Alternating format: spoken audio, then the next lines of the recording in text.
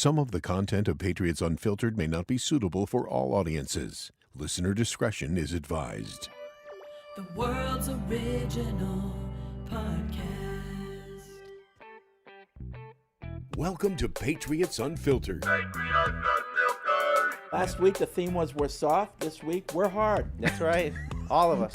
He actually said that. What? Patriots fans, he's not coming back. He's not coming back.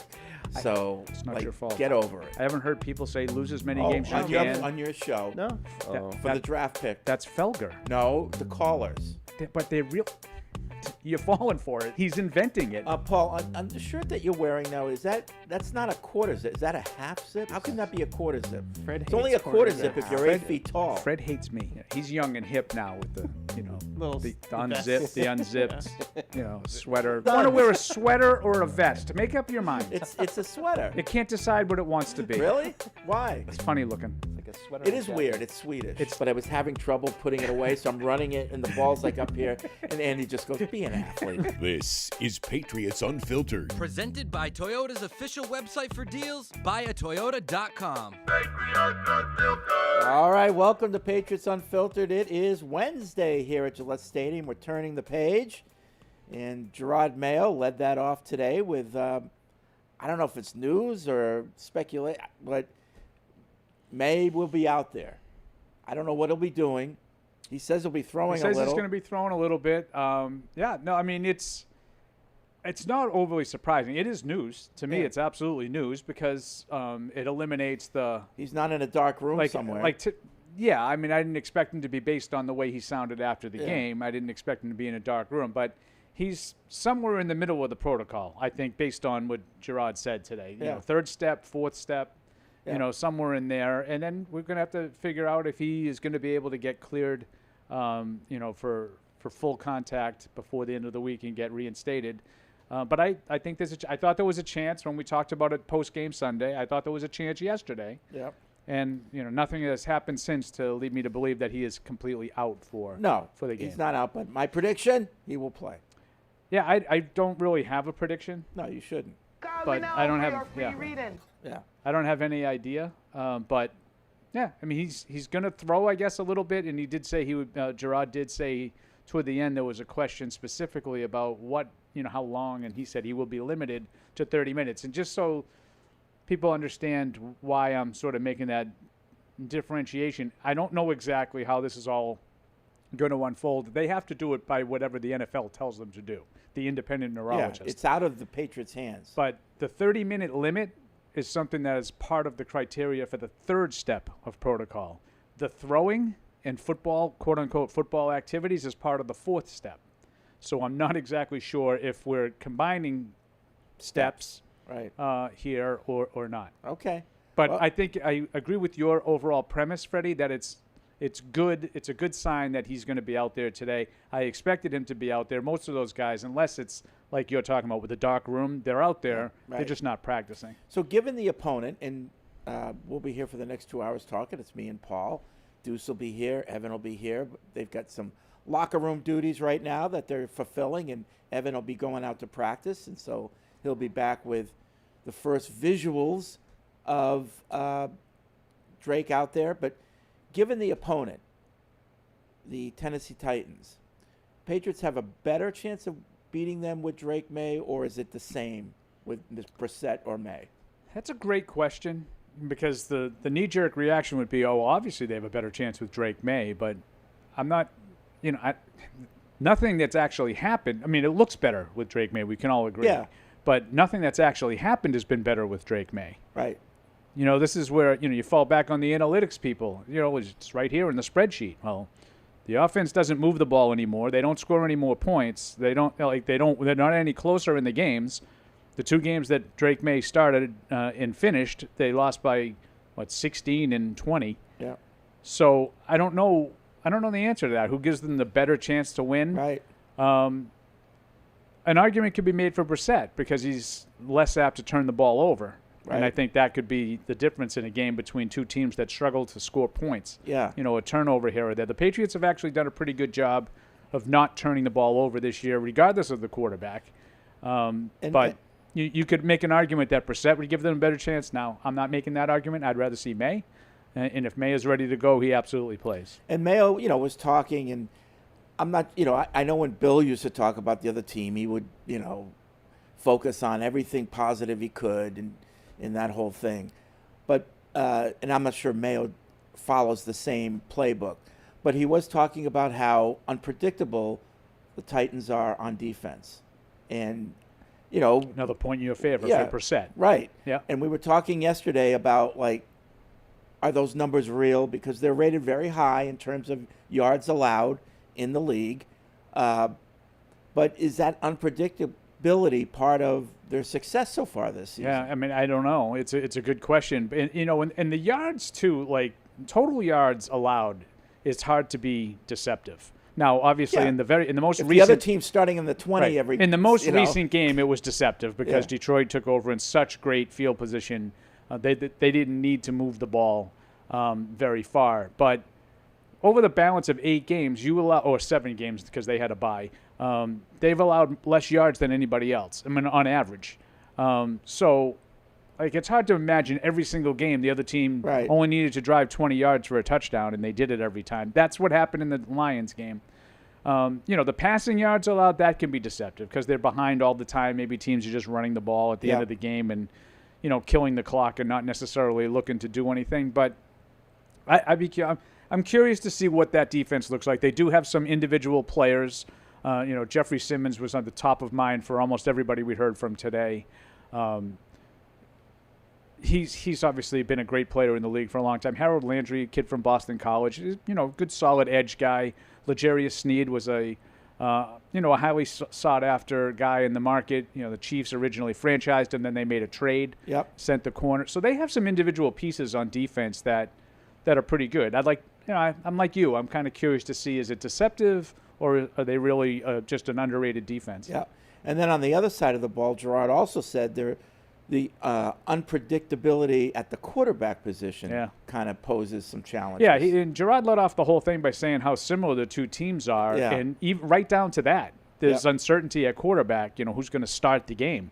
In this particular case, I think there's a lot of similarities between those two guys. I think Will Levis is probably more athletic and runs a little bit more with a purpose, but Mason Rudolph can move around too. They both turn the ball over. Neither one of them is particularly accurate. I would say Levis is more guilty of bad decisions. Yeah. 4 lost fumbles is a lot. Yeah. So that's what's killed Tennessee, is they can't hold on to the football. They're minus 13 in the turnovers.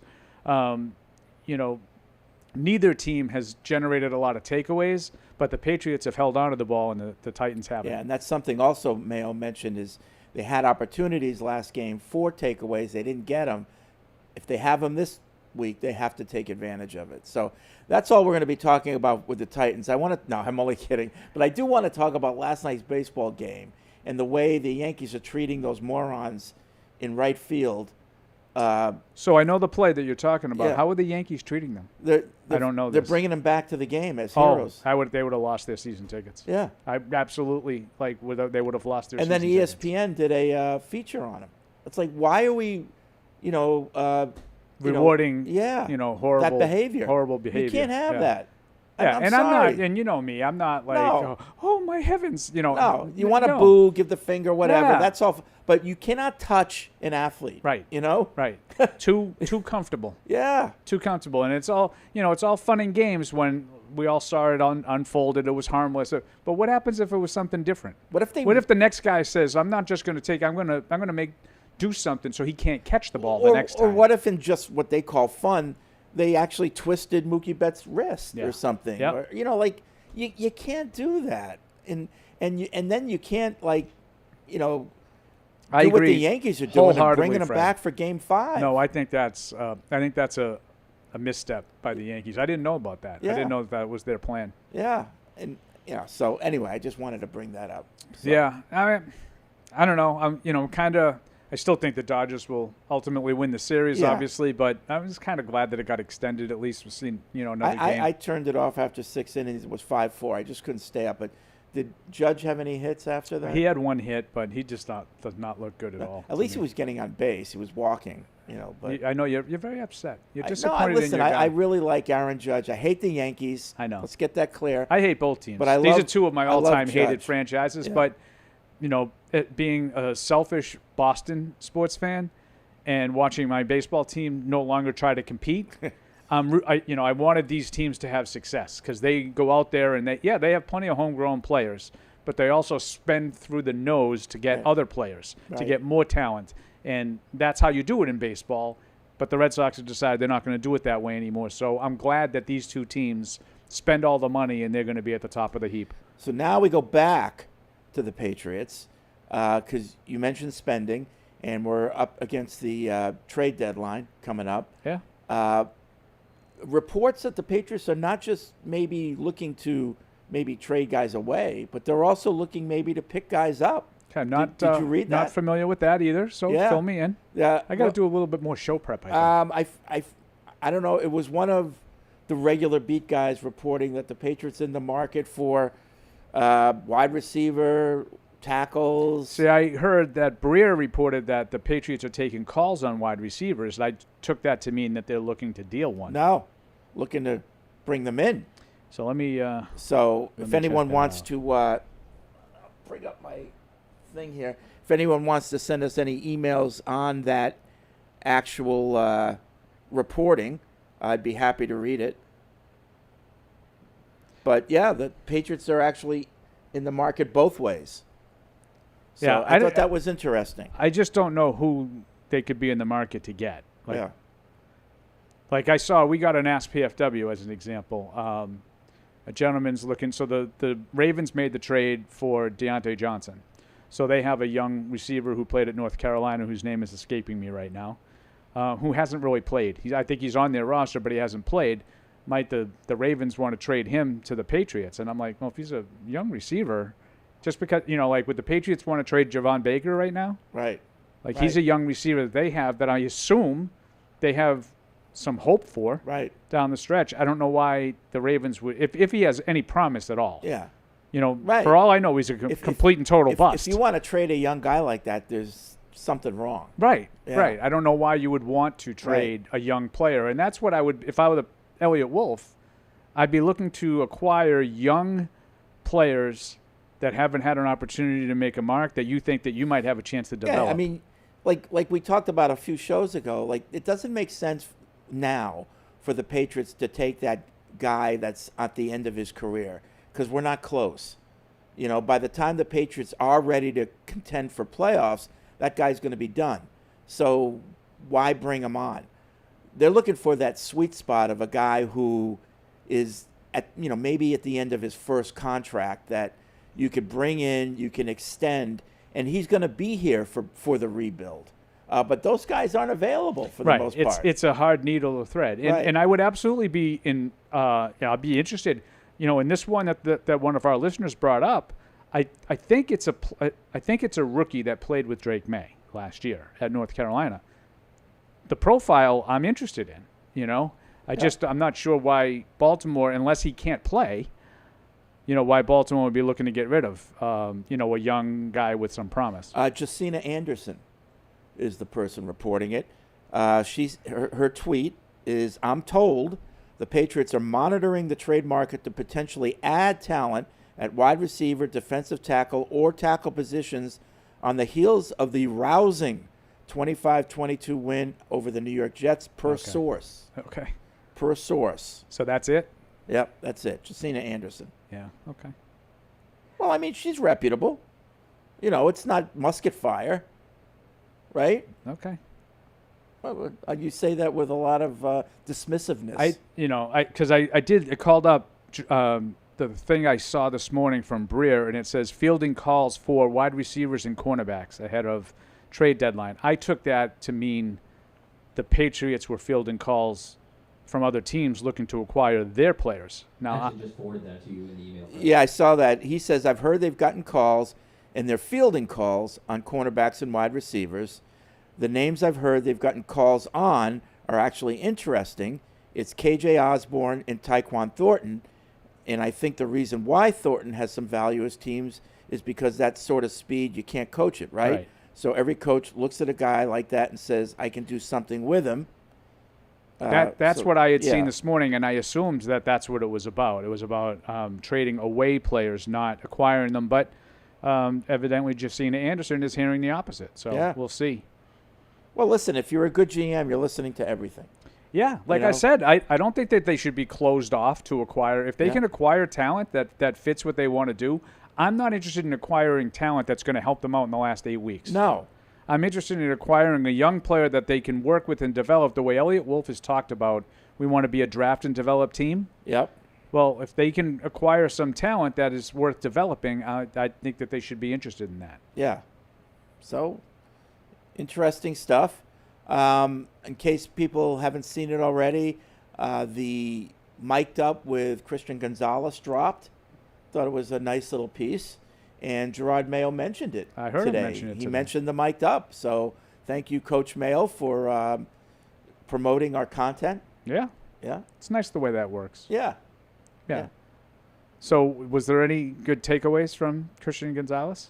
He doesn't really say much, but just how he went about his business. Other guys, on the bench, a lot of good stuff from the bench. And there was one, I don't want to give it away, but there's one little kind of running thing that goes through and then finishes at the end. That, but I don't want to give away that. Yeah, and, Mayo talked about Gonzalez, and we've talked about how quiet he is. Yeah. But he's pretty confident. There's a lot of similarities to Gilmore. Yep. And Mayo Rivas himself said it today. Yeah. That there was some similarities there with, they were two really quiet guys that had a lot of ability. And he mentioned Rivas, too. He mentioned Rivas, too. Rivas was a little bit more Rivas vocal. would poke back when somebody would say something, but for the most part, he wasn't talkative. No, but and Gilmore would do. Gilmore was sneaky. Oh, Gilmore and Gonzalez are very similar. They do not lack for confidence. Yeah. But they're very quiet. Yeah. Rivas was not exactly Deion Sanders in his prime. Yeah. But he was pretty cocky. Yeah. I think there's a big difference between Rivas and Gilmore Gonzalez. Okay. Yeah. But you're right. Rivas wasn't a loud guy per se. No. But he also embraced the whole Rivas Island thing and stuff like that. That's true. It isn't like that position is interesting. Like to me, like you got to have a short memory and you have to have a lot of confidence. Yeah, and I think Gonzo has that. Yeah. I really do. I think, and I liked his game this week. I know it wasn't perfect. I know people are probably critical of me saying, well, what was the difference?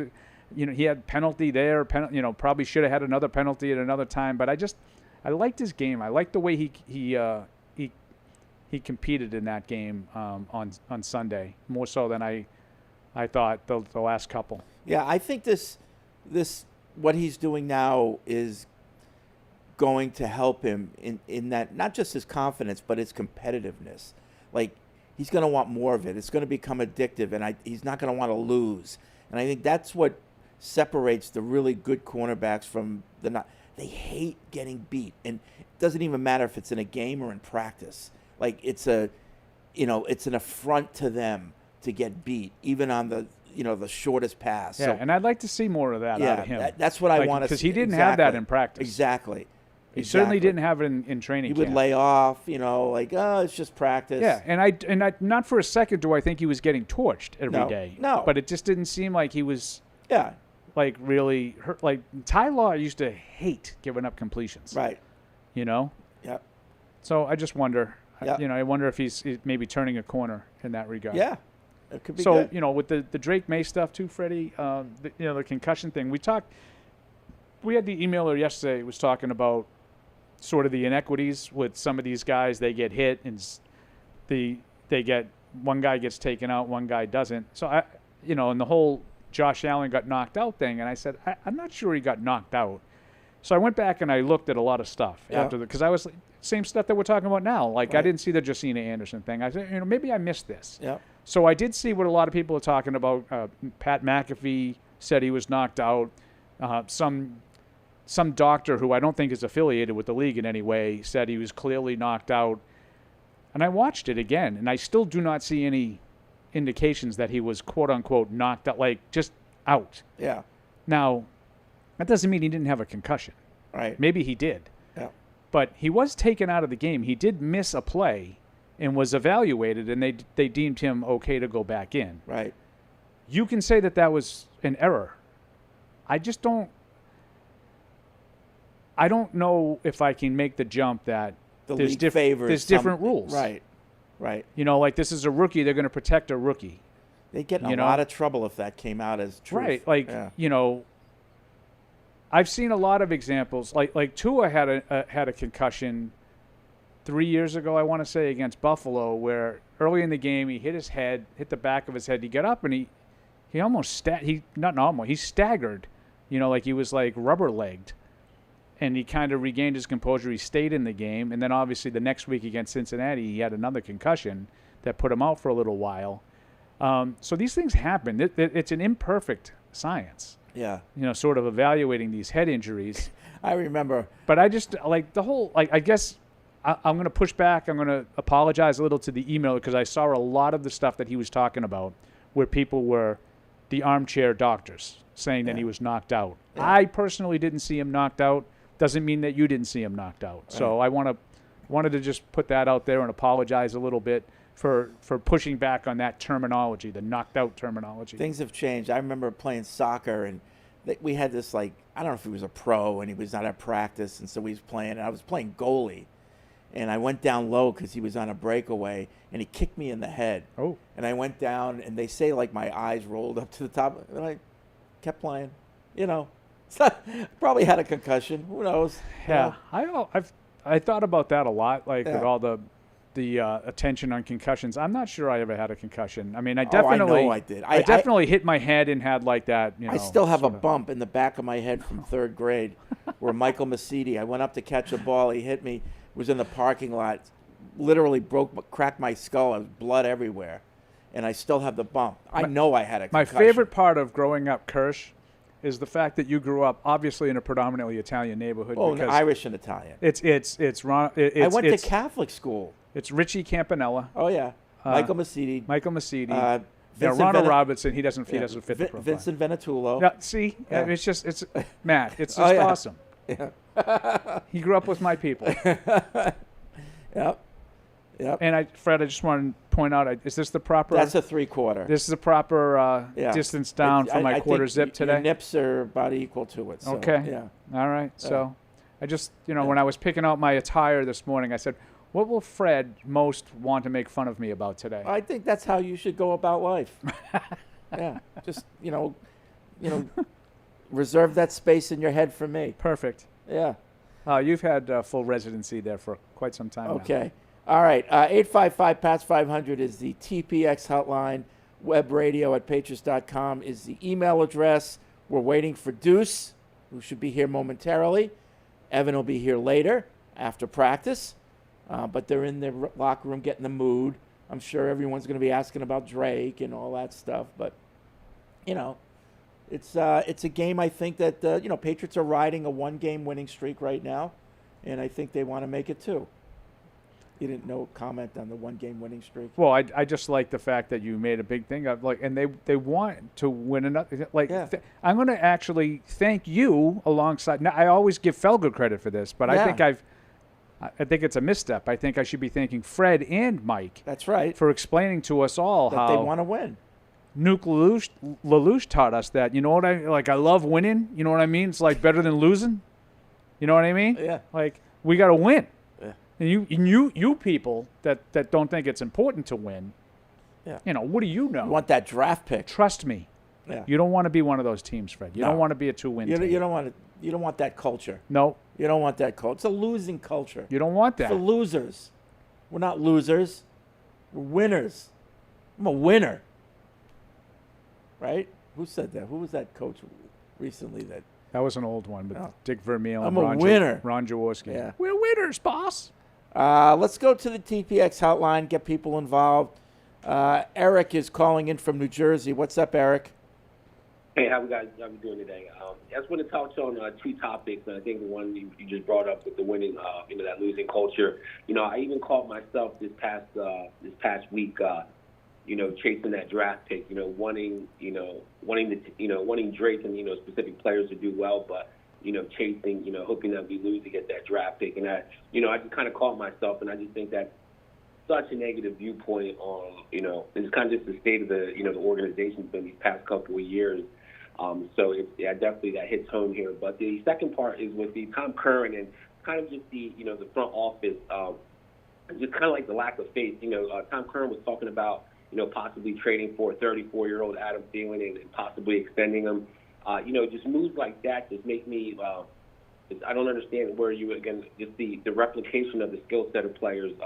And I kind of bring, like I said, to the front office, when you bring in Austin Hooper, like the player, but again, a similar player to to Hunter Henry, he still didn't quite bring in that blocking tight end. It's just then we draft Jalen Polk, which again kind of similar to Kendrick Bourne. It's like we kind of get the similar player to the players that we already signed or we already have on the roster, and we're just not bringing those different skill sets to complement, on the roster. And I kind of just want to take your opinions off, and I'll take it off the line. Thanks, guys. Okay, thanks, Eric.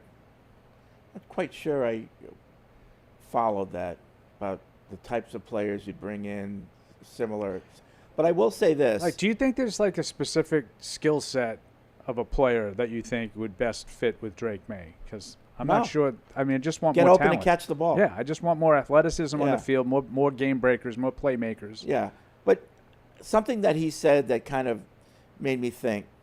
We were talking about the type of free agent that you'd want to bring in, that sweet spot of where they are in their career, and so that they're here for the rebuild. What about this though? What if there is a tackle available? You might only have him for the rest of this year, but money isn't really an issue because they got plenty of cap room, so that's not an issue. But you bring him in here just to boost the offensive line, to help his development this year. But who? I don't know, but I'm just saying. I just don't think there are a lot of players like that would be available that would be better than what you have. We talk about the guy from Jacksonville all the time. Everybody brings up Walker Little. What if the Jets are like, you know what, Tyron Smith, you can go over there. Would it be worth just, giving him $4 million for the rest of the year, just to have that, and so Drake has a little bit more ability to kind of develop this season. I don't know. I don't know. I don't know. I don't know if that'd be worth it. Yeah. Sure. Could it hurt? It couldn't hurt on the field, no. Yeah. But I don't know that would be something that would be realistic. Yeah. I don't know. Why not? Yeah. Because why are the Jets doing that? Because they're like, screw it. The season's over. But okay. Yeah. I'm just saying, it doesn't have somebody like a Tyron Smith that, he's not going to be here for the rebuild, but he knows how to play the position, and they want to play Olu Fashanu. Sorry, yeah, I always pronounced that incorrectly. Fashanu. They want to play their rookie tackle that they. Yeah. Sure. Why not? Just to give Maye a little bit more help, so we can see him develop a little bit more. Make better evaluations on his game, that type of thing. I was just thinking about that. The other thing I was thinking that that Eric was calling about was, he had gone back and forth about wanting that draft pick. In this particular draft, who is it that you're so hot to get at number one? Well, that's the thing is I don't think that. First of all, I see it almost impossible for them not to be, say, in the top 7. Right. You're going to get a good player. So you're going to be in a good spot, and there's nobody specific that you need to get. Right. I think Travis Hunter looks like a really, really good prospect, but I don't think he's as highly regarded as, say, like Marvin Harrison and Malik Neighbors last year. Now, maybe as a cornerback, he's better than a wide receiver. I don't know exactly how all these evaluators are going to look at him. Yeah. I just don't know. He's like 170 pounds or something like that? Well, I think he's bigger than that, but he's small. He's not a huge guy. I'll look up his size right now. So I don't know. I just don't think that you have to necessarily do both. Right. I don't think you need to be doing anything in terms of not wanting to win games because it's going to spoil. There's a lot of people that don't even know if the tackles are worth taking in the top 10. Right. So if that happens, then really, what are you doing? Yep. Let's see. Let's go to Eldred, North Carolina. What's up, Eldred? Hey. Hey, fellas, how y'all doing today? He's 6'1", 185. Oh, okay. He's not Yeah. tiny. Question, Paul. Yes, That's sir. Dez Walker. There was Maye's wide receiver. He got pretty good speed, pretty good size, but sometimes he has the drops and he's not Is he any good? on route. He did good for Maye. You Yeah. know, they had a good connection. So do you think he's But good? I'll take a flyer on him. Yeah. So my guess is Baltimore why would thinks they he's get rid good of too. him? That's my point. Right. The route running. I think he's slow on the route running. Right. So he probably Yeah, needs some so time the- to develop, and then Yeah. Baltimore is obviously going to go all in on this year. They don't have reps to give him to try to develop him while they're trying to win now. So it's Zay Flowers. It's going to be Deontay Johnson now. It's going to be Rashad Bateman, and even Nelson Aguilar. But a guy like Aguilar is probably not part of their long-term plans, and they want your guy to maybe replace him, in the future. So I just think that, especially organizations like Baltimore that have done a really good job of acquiring talent, their personnel department has been really, really good. I would be surprised if they wanted to give up on a guy like that, if he's that good. Right. And Well, like I said, he was pretty good back home. But like I said, the problem is his route running. And he doesn't block that well, I don't think. Yeah. Like I said, but getting open, he's got speed. I don't think he's fast as Thornton, but I think he's just quick. I think he had a 4.3. I think he ran a 4.340. Yeah. If I ain't mistaken. trade him. Thanks. Trade him My one for question- one. Thornton for him. Yeah. Yeah, I got a question for you, though. Let's do it. I understand. I'm kind of like Bill, in a way. You trade away a young pass rush. You couldn't get no better than a 6.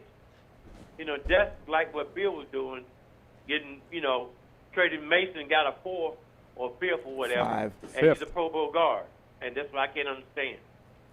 Yeah. You know what I'm saying? Well, money has a lot to do with it as well, and the where he is in his Well, money didn't career. have anything to do with this trade, the Uche trade. No, but the Mason, but you have to pay the guy. You get a third, Yeah. or, that's what I can. He's not, but he's not worth a second. third though. Eldred, like He's not. he has like 20 career sacks in 5 years, like 4.5 years. Like, why was someone going to give you a second or third round pick for that? Right. Maybe because they were using him right here, and they might use him right where he's going. Oh, I'm not telling you that he's. now because he in KC. Yeah. I'm not telling you he's without talent. He was a second round pick, but he obviously hasn't panned out. And I just don't know if you want to give him away. Then sure, a team like Kansas City will say, "We're going to be there at the end of the year. Can never have enough Don't pass you get rushers." a feeling though that there was something else going on with him? No, No. no. All right. I don't think. I don't Okay, think he. thanks, I don't Alfred. think he fits. I've gotten a weird vibe from him the whole year. I don't know. It's just Well, been strange. I'll tell you His- what I think his problem was Hi, Mike. he signed a bad deal Yeah. and immediately regretted it. Yeah. That's what I think his mental, like from his mentality. But I don't think he fits the way the Patriots want to play defense. They want their guys to be more physical out there, like Anthony Jennings. Now, personally, doesn't matter to me. Like, one does one thing really well, the other guy does another thing really well. Mike has said this a million times. If I could Merge. combine those two players, Right. Right. then you have something. So Mike is back, and you were in the locker room.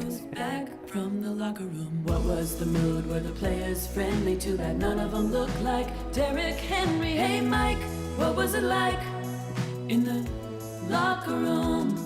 Hey Mike, what was it like in the locker room? So Mike, what Well, was it like in the locker room? I thought there was a little energy today. I think a lot of the guys talking felt like trying to build off of last week. That seemed like the Now, message. where did of- most of your talking take place? In the locker room or in the Revs area? Well, I made sure to observe both areas. I want to, give you guys the full report. So I was in the locker room for a little bit, a lot of little interviews going on over there. And then I went to the Revs locker room. We heard from Jelani Tavai, Keon White, Jonathan Jones as well. So the defensive guys, again, trying to talk about building off of last week. I know Brissett said it in his press conference, trying to, capture that momentum that they kind of had at the end of that game and build off of it. But I love Keon White, like just the way I know I apparently have a blind spot for him when he's actually playing football, but when he's actually talking in the locker room, he's so even-keeled, and wasn't really impressed with what they did, and just said doesn't really mean much. We got to keep going. We have to get better. It still wasn't good enough. Yeah, I like listening to him. Yeah. I do. We had one that you and I were together in the summer that we both came away like, wow, he was really good, really self-aware. When you talk about this team needing like a new leadership kind of phase of young guys coming up, I just really like his kind of edge. And he's not the same guy. I know we talk about Willie McGinnis a lot as a tone setter and, one of the originators of the Patriot way. I think Keon White has a little bit of that in him of, I remember there was a story earlier in the year of him and Dietrich Wise where they were kind of competing on squats and squat amounts. And like that felt like the old Patriots to me, of guys really doing extra, pushing each other. It doesn't have to be the most vocal guy. Certainly he's not the rah-rah kind of energy guy, but I really like the message he consistently delivers, and it's consistency of message. So I have a question for Mike. Did you talk to our media colleagues at all about Mayo and Drake Maye? No, and you're wondering about a conversation we had of exactly where he is in the concussion protocol? So we when Fred and I opened the show, we talked about Mayo, and we said, kind of a little, like a slight, really good news, I would say. And Fred led off and said, "Good, we got some good news that he's actually going to be out there throwing the ball around for 30 minutes or whatever, right?" So I think there was a little confusion, and I was wondering if the other writers, step 3 or step 4, I don't know. if the other writers thought the same thing, or if it's just something that you and I were being a little dorky about. Yeah, I should have done that. Now in retrospect, I should have maybe dug a little bit. I don't know what we have you for. I'm sure Reese was probably trying to check boxes with that kind of thing because he's very meticulous about details and those kind of things. Right. So we talked about it. We don't have to rehash it. I just was curious to know if any of the other writers thought, well, okay, is he in the 3rd step or the 4th step? Yeah. Well, either way, he's not in 1 or 2, I would say. So that's probably the first thing. I think it's, if he was in 1, you got major problems. Yeah. Like that's Fred's. He's in a dark room somewhere. They can't even let him play. But I think it's a bad thing to have like rigid steps because everybody's different. Yeah. You know, like the doctor should just say, okay, I think you need another couple days. Like, I'm putting you in step 1. Now you can do this. But you can do that. But it's symptom free. Then you can do X. Yeah. Then if you're symptom free doing X, you can do Y. All That's right. how it works. Yeah.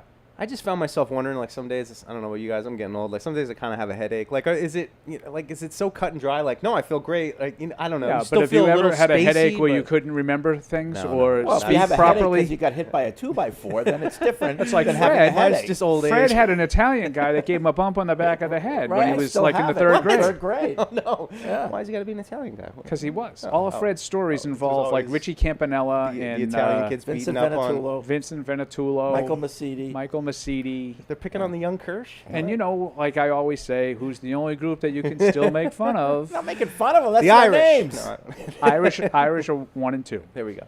Irish and Italian. It just happened to be their name. That's all. No repercussions. You can do whatever Anything you else want from the there. locker room, Mike? What else we got? Did you see number 10?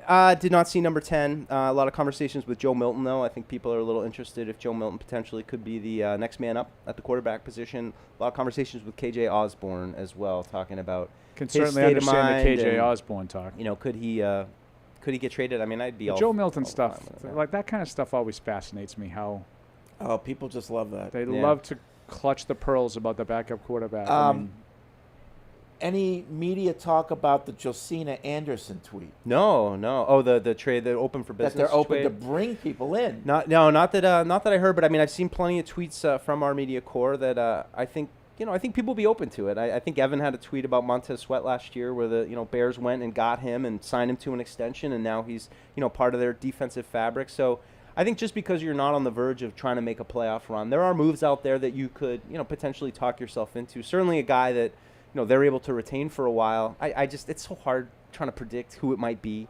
There's not a lot of people who are. I would absolutely be looking to make a but- deal like that. A younger guy that you can see as part of your future. Maybe make a jump. I mean, I've said before, I know Elliot Wolf's been around for a little while. I'm sure that there are guys that he really likes out there that, maybe it's hard for us to tell, but being in the league and studying all the personnel and, I'm like, oh, I remember that guy from the draft. I really liked him. If you have an opportunity to get one of those guys you remember liking, maybe you jump on the opportunity. Let's see. This is Andrew writes in. Says Belichick didn't leave the team with a lot of talent, but he definitely left the team with a healthy salary cap. Just a few thoughts on the Patriots' financials for 2025. Critics point to a talent gap, but the salary cap tells a different story. For 2025, $37 million in cap this year, with $133 million projected next year. Only 4 players, Henry and Wenyu, Duggar, and Barmore, will make more than $10 million. $137 million in spending power, with 42 players returning. And then he cites this Over the Cap website. Have you seen it? Yeah. Seems like a decent site. Jason's good. Jason's like Miguel. He does that stuff. Yeah, it ranks the Patriots 17th for value on contracts, a solid position with room for growth. This metric compares PFF grade to the contract to determine if a team is overpaying for their players. So with that said, he's wondering, are there any players in their free agent page? And I looked at it. It's a long list of decent free agents. Can I have a list of the bottom 5 in that category? Does he have that, or just the Patriots? Let's see. You want the over the? Wow, he hot linked his email and everything. I'm curious. What exactly are you looking for? I'm listening to him say that they're 17th in like sort of contract value. So, is the team that's like 32nd in contract value, say the Carolina Panthers? To which I'd say, oh, that's better to be. Or is it like, the Baltimore Ravens? Yeah. Fred's going to do a little little research here. I just say, in regards to next year, there aren't a lot of in-house pieces to worry about next year. I mean, Jonathan Jones, but it's not like you have Barmore, Duggar, all those contracts that were pending last year that you had to figure out. Like, there's not really anything internally, I feel like, that's hanging over their head. I just can't embrace the idea that things are better than you think because there's cap space. Like, cap space does not translate to success. No, it scares me because I want to draft, develop, retain, and there's nobody really to retain. So now you're stuck having to go to free agency, and I think that it's it's risky with some of those spots of overpaying on certain guys. Like, I don't know. So what's your question, Paul? Because I have the answer. He's 17th. He had the Patriots 17th in contract value. Yep. Who's like the bottom 5 teams in that? The worst. The worst. Lions, bottom of the barrel. Okay. I need no more. Yeah. Done. I'm done. Yeah. That's exactly what I was thinking. Yeah. The nerds think that those contracts are bad value because they gave everybody. They have drafted very well, and everybody got an extension. Yeah. Big extent, like Pennis Sewell. Like Brown. Yeah, they signed a lot of high money, big money extensions, and they arguably have the best talent in the league. I'll take the best talent in the league in bad value. I'll take that any day of the week. Right. And are you surprised to find out that the Bills are number 4, like at the top? Right. Perfect. Yeah. So the good teams are at the bottom. Right. No, he meant the other way. No, the other way. Oh, well, they just shedded a lot of talent. Yeah, that's right. You're right. Yeah. But you remember you guys all told me. No, it's both but arms. It's both arms together, Paul. Yeah, I did. Yeah, now those are hands. As long as you have now the big difference, I'm not going to be fraudulent. Buffalo's talent, top to bottom, is not on par with Detroit's, but they have a quarterback that is. Yeah. So I don't think there's really any rhyme or reason to. I mean, I would agree with that. The Chiefs are right behind the Patriots, especially when you're right in the middle of 17th. Like, what does it tell you? Well, I just my larger point is, I don't like that people like. So Bill Belichick didn't do a good job because he left the salary cap in a good spot. I'm sorry, Bill's last 3, 4, 5 years were awful, and in terms of personnel, they're not any better because he didn't tie them down with bad personnel on bad contracts. Yeah, it's not that's not better to me. Like, that's nothing to do with it. Having a lot of cap space is not always a great thing. It's interesting to me because I find myself a little one eye ahead to the offseason a little bit, is balancing. We know what positions they need, but balancing what positions make more sense maybe with a veteran. And it doesn't have to be, I'm not saying like a 32-year-old veteran, but I love, like they did a couple years ago, guys coming off their first contract. But does it make, you kind of divvy up, all right, they're definitely going to need an edge guy. They're going to need a tackle. They're going to need, try to get a really good wide receiver. What makes the most sense? Like sometimes I feel like, at least for like a defensive, let's just say, not a big need, but defensive tackle, like, might like to get a veteran in there. Like what you're getting. It's an established position. If you've done it once, you like can a younger do Lawrence it guy. Like, perfect. But with some of like the weapon stuff where you're getting expensive, I might prefer to go to the draft. I don't have like a firm philosophy Well, on it. It's just an interesting balancing for the act. receivers, I'd like to do both. But yeah, I totally agree with Yeah. your premise, Mike. Yeah. There's certain spots that you don't necessarily like. You're probably not going to be able to sign a left tackle in free agency. Yes, Orlando Brown moved in free agency a couple years ago. He's big money guy that moved a couple of times. That's kind of rare. Yeah, the franchise 26-year-old coming off, somehow getting to free And agency. somehow he's on a team that doesn't want to keep him, and he's really good. Yeah. I mean, they move. Like Trent Williams moved. I mean, it was a little He's different. unhappy. It was a little different won because his he was way out. unhappy with where he was and got his way out of there. But I think that's a position that I would say probably need to address it in the draft. Yeah. Whereas receiver, I think you need to do both because you need more than one. Yeah. TPX hotline 855-PATS-500. Aaron is in Toronto. What's up, Aaron? Hey everyone, I want to run by some over-unders by you, if that's cool. Yeah. Okay, first, over or under 0.5 players on the Patriots will finish the season with double-digit sacks. Double-digit Under. sacks. I'd say I'm under. going to say under.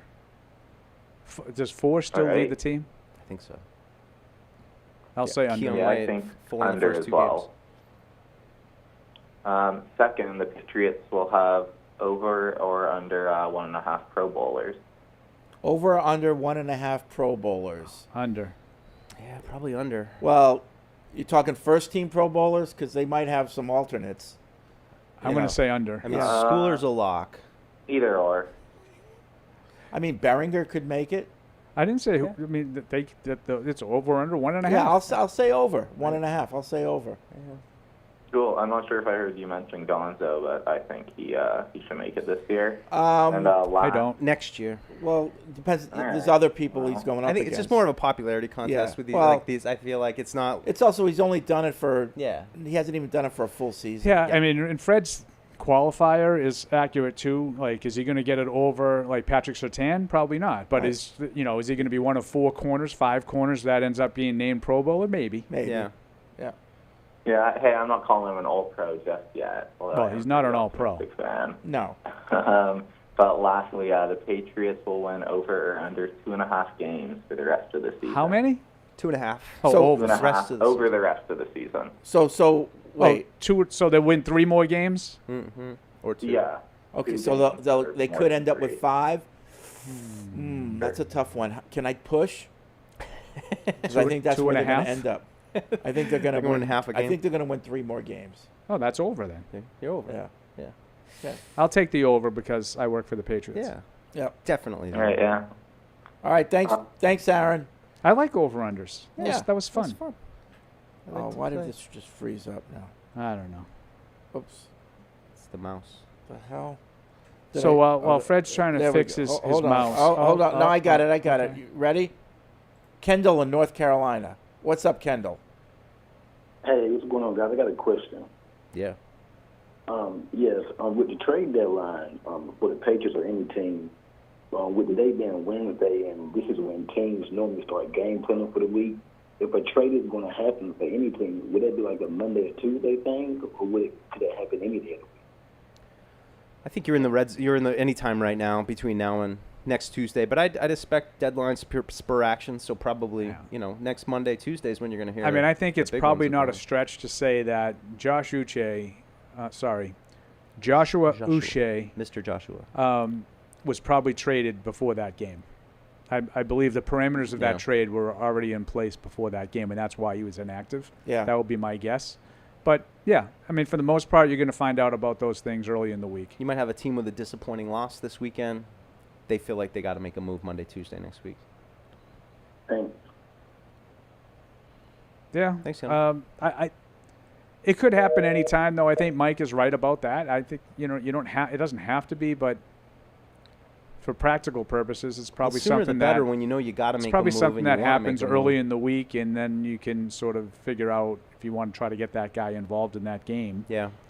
should say in the locker room too, Jonathan Jones, being asked about Rochi. It was funny. It was like, Rochi was like, how have you enjoyed your time in New England? And Jonathan Jones was like, I feel like you're trying to push me out already. But that is an odd question. I know. It was Like, funny. it's not like you just got here this And year. I mean, listen, they can trade anybody. Yeah. Like the Patriots could trade. I would be very surprised if he's one of the veterans that got moved. Yeah. That one would really surprise me. Paul writes in from the Colony. He said, Fred, where are you getting that info on the stupid Yankee fans? The New York Post just said the fans are banned from Game 6 as well. The next game is Game 5. But anyway, the fans initially told ESPN that they were told they'd be allowed to return for Wednesday Game 5, which the Yankees forced with their... so they were told... I don't know. That's what I heard. Well, the Yankees can't ban them from Game 6. That Game 6 is in L.A. Right. If it takes place. Right. What did you hear, Fred? I heard that the Yankees were bringing them celebrated. back for Game 5 and as conquering heroes. I hadn't heard that. Did you see the struggle like they had Oh, with it the was- glove? it was Like they were like ridiculous. trying Did to you see the rip guy's it, like- face? Yeah. He was like a 2-year-old trying to get his rattle Oh, back. it was so... The fans told ESPN that security told them they would be allowed back for Game 5. Fred is right. Yeah. So they were... there This you is go. on CNN Sports right There now. you It's go, on a bunch of Paul. stuff. Oh, not me. I didn't say that. Yeah. Guy, that wasn't directed No, at me. Paul in the Colony. Oh, okay. I was like, Not you. It's Paul Yeah. on Paul crime. I haven't heard anything about Yeah. any repercussions with those guys. If I was in charge of the Yankees, they'd be banned for life. Yeah. I wouldn't let them back because, like, You what can't encourage what you're that. talking about. That look on the guy's face. That guy had malice Yeah. in his Yeah. eyes. Oh, yeah. Like Fred was saying, Yeah. like, well, what if it didn't end so innocently? What if he's like twisting the glove and Right, all of a right. sudden he twists the wrist and Yeah. Mookie Betts is out?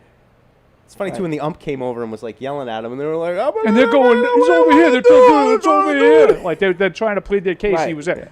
Like this has very little to do with fan interference. Yeah. You were like you grabbed the guy's glove and This is twisted it assault. until yes, It's Right. assault. brother. And Yeah. Mookie's skinny. You're gonna And hurt according him. to ESPN, they had discussed pregame what they would do if a foul ball came their way. Oh, jeez. We're going to go get it. Hey! It's idiot. You cannot encourage that type of behavior. I agree. Yeah. That's Yeah. why I was surprised when Fred said that. The my buddy Kyle Brandt went as what was his name? Hart. What was the kid's name from the Cubs? That I'm so Bartman? shocked that Kyle Brandt dressed up for Halloween. Oh no, he had that. No, who was the kid? The Cubs kid with the headphones. Steve Bartman, I want to say. Oh his name yeah, was. Remember that? the Bartman. He was the one who from like the caught it and Cubs. screwed Yeah. it all up. Yeah. So now the New York Post is saying that the fans are banned, according to the Post. for Game 5. For Game 5. Yeah, Yeah, which they should be. they should be. Absolutely. Just don't let him sit near the field. All right. Let's go back to the But phones. the look on the guy's face, it wasn't like Fred's so right. It was like a 2-year-old trying to get his blocks back right. from the other kid in daycare. Yeah. Oh my God. Alex is in Augusta. What's up, Alex? Hey guys, first time, long time. Hope you're all happy and healthy. Thank you. I got a stat here to last the Jets if you guys want it. The what? The stat of what? Just a stat over the last 40 years or so. So the Jets scored 20-plus points and committed 0 turnovers last week. They also held their opponents to under 250 yards on offense. Right. From 1940 until Sunday, the teams were 756-0 while doing that. Yes. Now the Jets are the only ones that lost. Yes, we talked about Right, that we yesterday. did. Thanks, Alex. That's a good stat. Wasn't there another stat like that from the Cincinnati win? A similar. I'm forgetting what it was, but a similar kind of like this is the first time a team has racked up this many yards with I don't remember what the exact detail, but it feels like these Patriots are breaking these records like left and right. Well, in this case, the Jets did, but yeah, the Patriots were part of- involved. part of it. Right. Yeah, we made the point that even though they technically didn't have a turnover, they had a lot of turnover-worthy plays. Yeah. Like when you miss 2 extra points in a field goal, when you snap the ball to a quarterback who's in the shotgun and fumble in the red zone. You get a delay of game on you a get a 2-point delay of conversion. game. Like they did a lot of things that, you allow a 62-yard punt return. Those things are like turnovers. Ernie's in Tennessee. What's up, Ernie? Hello. Enjoy you guys. I'm excited. I'm going to the Patriots-Titans game this weekend. Ernie, so do you live close to Nashville? About an hour. What's the best ribs place in Nashville? best ribs place, it's my house. Oh, okay. So you're cooking? What time should Fred be there? Tonight. So I've been to Martin's, and that was pretty good. I don't go to Nashville that often. The only time I've been to Nashville is to go to the hospital there, Vanderbilt. So Okay. I don't really go there All right. that much. Okay. I'm in Clarksville, so there's plenty of restaurants here, so that's where I stay. Okay. We're supposed to have good weather. Yep. Weather's going to be nice. Yep. It's Okay. going to be really nice. My son and I both bought jerseys for the game. Okay. My son got a Drake Maye jersey, and I got a Mike Rabel jersey. There you Okay. go. Nice. Just so I New, can rub it new in school, old school, Deuce. Where you Right sitting? up your alley. Thumbs up. Where you sitting? In the nosebleeds. Nosebleed. Okay.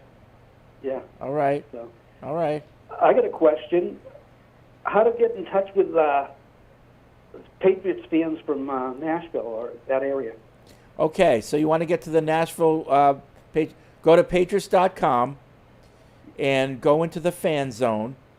And once you get into the fan zone, there will be a thing there called Fan Club Registry. Go into that and type in Nashville, and you'll get the contact information for the Nashville Patriots Fan Club.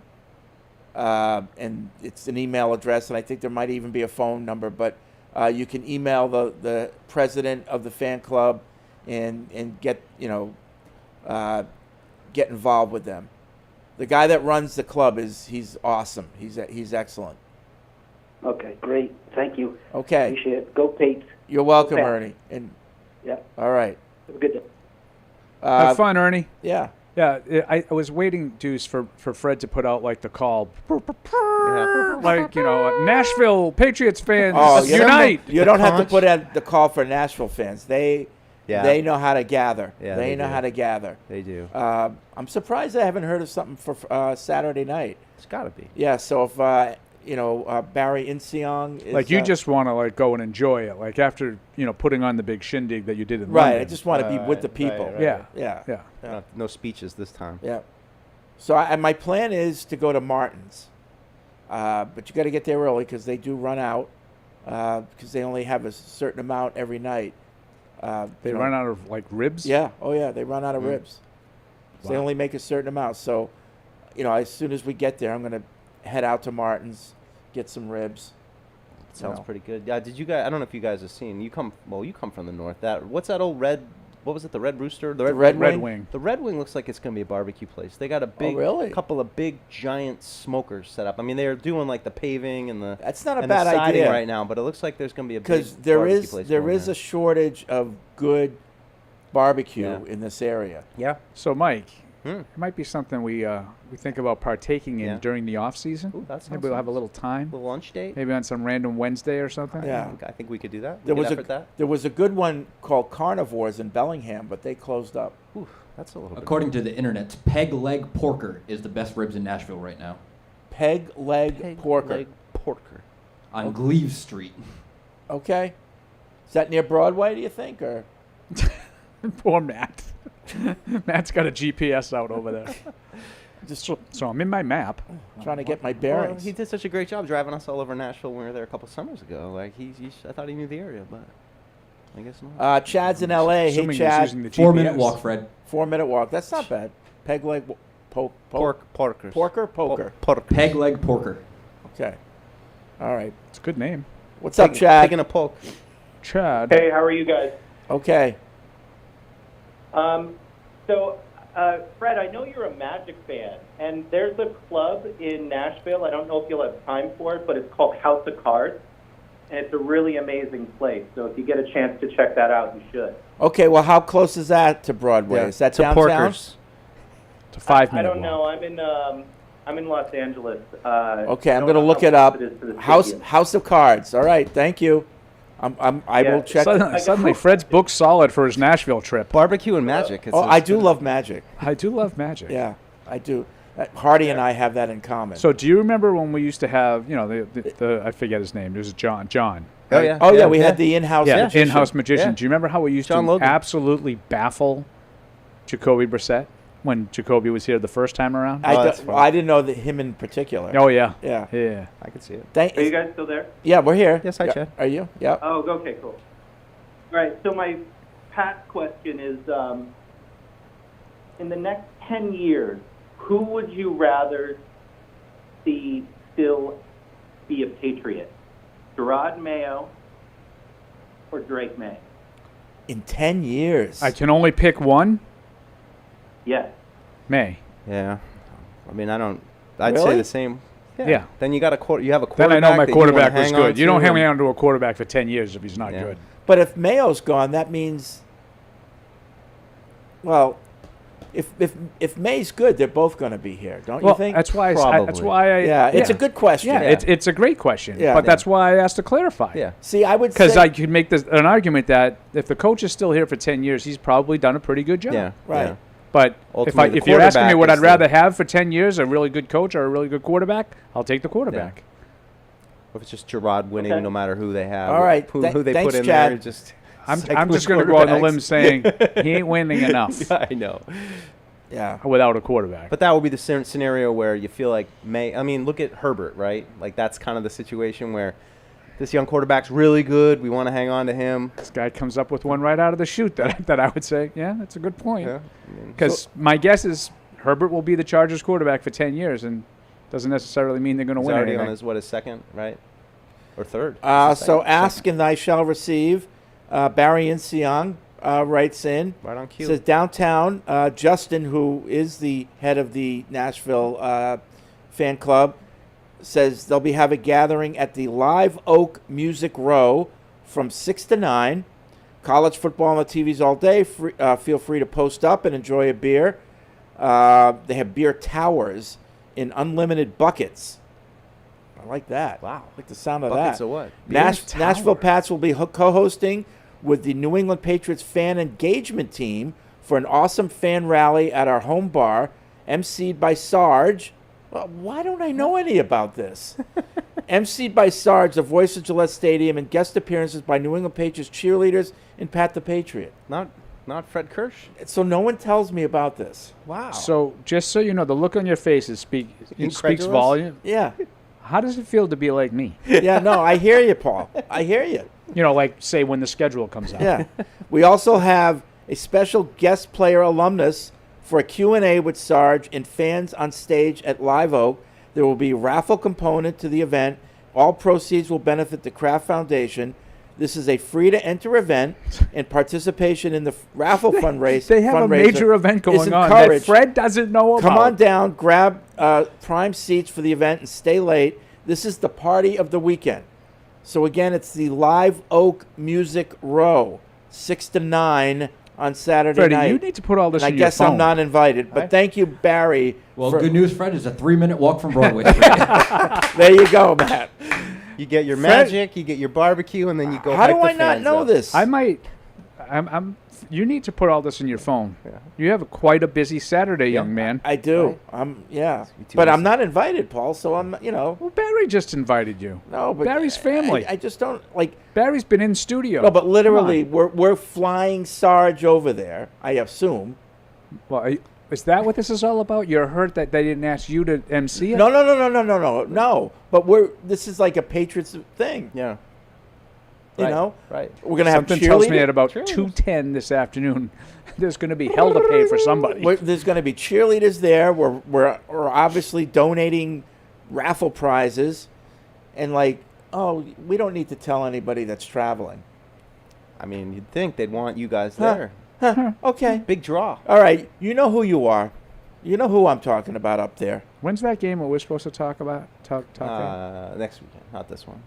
Yeah. Okay. You need to talk about a game. A little halftime chin wag. Me and Paul sometimes do. We go up there to the season ticket. Oh yeah, holders you have to and, go halftime for. Yeah. Something. Was it the Rams game? The Rams game? I think it's. Was might it the be Rams? I don't know. It might Okay. be the Moms. Yeah. It's Well, one of that's these coming games. up in a few weeks then. Yeah. Not the Matt, I Bears? just got to ask it. Last night we saw No. Fred address the troops. The Rams. Where would you rank that between Lincoln's Gettysburg Address and Sir William Wallace in Braveheart? No, the Rams game is home. I think it's the Bears. Yeah, maybe. So 2 weeks. I go one game at a time, Paul. I'm trying not to get ahead of myself. You know, I just want to make sure. Focus on the Titans this week. Joel writes my in, engagements. Joel from Ottawa, with Maye in the protocol and people sounding optimistic he could play Sunday, wouldn't the prudent thing be to rest him? It would be his third career start, and if he has to miss or be limited in practice and game planning, wouldn't the veteran Brissett be more stable option? I understand the point. It will be his fourth career start, but to me, it's all about if he's healthy enough to play. Like, I kind of agree with the emailer. If you're rushing him back, if he's not getting any practice time, he's not involved in the game plan or whatever, why not just err on the side of caution? Yeah. But especially a defense that's, if he's ready to go, a lot of disguise. Seems like this would be a week you'd want him to get a full complement. So Fred had a reps and great stuff. question early in the show. Sniff. A two sniff worthy question. Just congestion. Who gives the Patriots a better chance to win this game, Brissett or Maye? Yeah, I think it's a good one. I mean, I can't help but think that maybe Tennessee's defense is pretty good. I think so. That's unpredictable. Unpredictable too. Right. So that's something like I was kind of hinting at. You'd want the young quarterback to really get a full complement of reps this week to understand if there's any method to the madness of their pass rushing schemes and those kind of things. So there's certainly like something appealing about Jacoby Brissett being the veteran presence who, you know, probably has a little bit better idea of how to decipher all those kind of things. But I think I just generally err on with if he's ready to go, put him in, take the lumps you got to take, and continue his development path. That's the side I err on, but I still see some of the appeal. You can make a really strong argument that Brissett would give you a better chance to win the game. I think so. I think you could. But I would argue the other side and say if Maye is ready, for the reasons you just said, I'd play him. Yep. Anthony in Seattle says, I lost track of how many times you guys literally made me laugh out loud last week. The declaration that this team is no longer soft but hard. That's I Fred. burst out laughing. Paul, without missing a beat, responding to where the AFC Championship game will be played, Kansas City or Buffalo. And Fred, the underdog cover spread lock of the week was a thing of beauty. We still have one guy who keeps emailing us saying, I told you that no one likes the pick segment. Why are you still doing it? Well, we also told you that everybody else said that they liked it. Like, this is literally like one of those 90-10 kind of splits. Right. Like, if everyone really did say it sucked, we We'd wouldn't stop doing it. Yeah. But that's not the case. And we also the pick segment is kind of ironical. Yeah. You know, it's like we know that we're not necessarily devoting a lot of like research into our picks, as evidenced by the fact that I often pick different ways from Thursday to Sunday. I pick but we my try field. to have some fun with it, you know. It's our chance to talk about the rest of the league a little bit too, which we Tuesday's so decompressive. Right, and I'm not telling you that I get the picks wrong on purpose. I don't. I try to win every pick, but I don't necessarily have all the information of all these games, and I'm not quote unquote betting on them. That's some of my favorite is when we're making the picks and then we're like 3 picks into one particular game, and then someone like, the starting quarterback's out, right? And they're like, oh crap. But I try to, not to be. It's like I picked Chicago in that game because I thought Jaden Daniels wasn't going to play. Right, and then he as it turned out, I probably should have won anyway, but I didn't. Can't get off. Thanks, the field. Tyreek Stevenson. Yeah, right. Let's see. Theo writes in. Huxtable? I don't know where he's from, but he says, big fan of the show. Epstein? I want to start by saying, Paul, I love you. Oh. You're my favorite on the show, but I DM'd you on Instagram a while back asking for journalism tips and how you got into the industry, and you blocked me. Well, I didn't block You're you. on Instagram? I definitely didn't block you because Why'd you block the kid? He's just looking for help. Yeah, Fred? No help for anyone. I've never Pulling blocked the ladder anybody. You just said you blocked But I'm me. telling you, I didn't. I'm not even on Instagram. Would really. you hit a wrong button or something? That's always possible.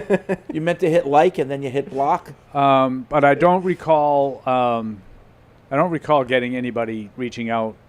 Anybody that I didn't know, anyway. Oh, so if you don't know him, you block them? No, I didn't block him. Fans, don't ask Paul for tips. He's going to block you. I know. You're such a jerk.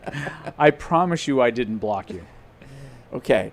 So Theo, you're I not blocked. I didn't You're block not a blocker. anybody. You don't block. Now there's So someone said something about my family that I muted once. And someone was using really racial kind of language, and I muted. I've muted a him. lot of people. And I muted. I don't him. block them, I believe but I've muted 2 people in all the time I've been on Twitter. Yeah. But I don't think I've ever blocked anyone. Yeah. No, I don't block people, but I do mute some people. Yeah. And people they say the same things over and over again. You know. Yeah. It's like I don't need to hear that. You know, and because the other stuff to me is part of it, like the criticism that you get. I don't care about that. But I think in a lot of ways it's healthy. Like, no one wants to hear like, oh, I agree with everything he does. Right. Everything he says and does is just wonderful. No, you don't learn anything from that. You learn by getting other people's thoughts and opinions. Yeah. You know, and even when you disagree with them, and believe me, I disagree with a lot. I'm very opinionated. But I think that's how you learn. That's how you grow. Yeah. You know, sort of diversity of thought. Yeah. How's that? Welcome and all. I love it. Sure. You know, unlike different perspectives. Unlike our current political climate, which on both sides has no diversity of thought. Right?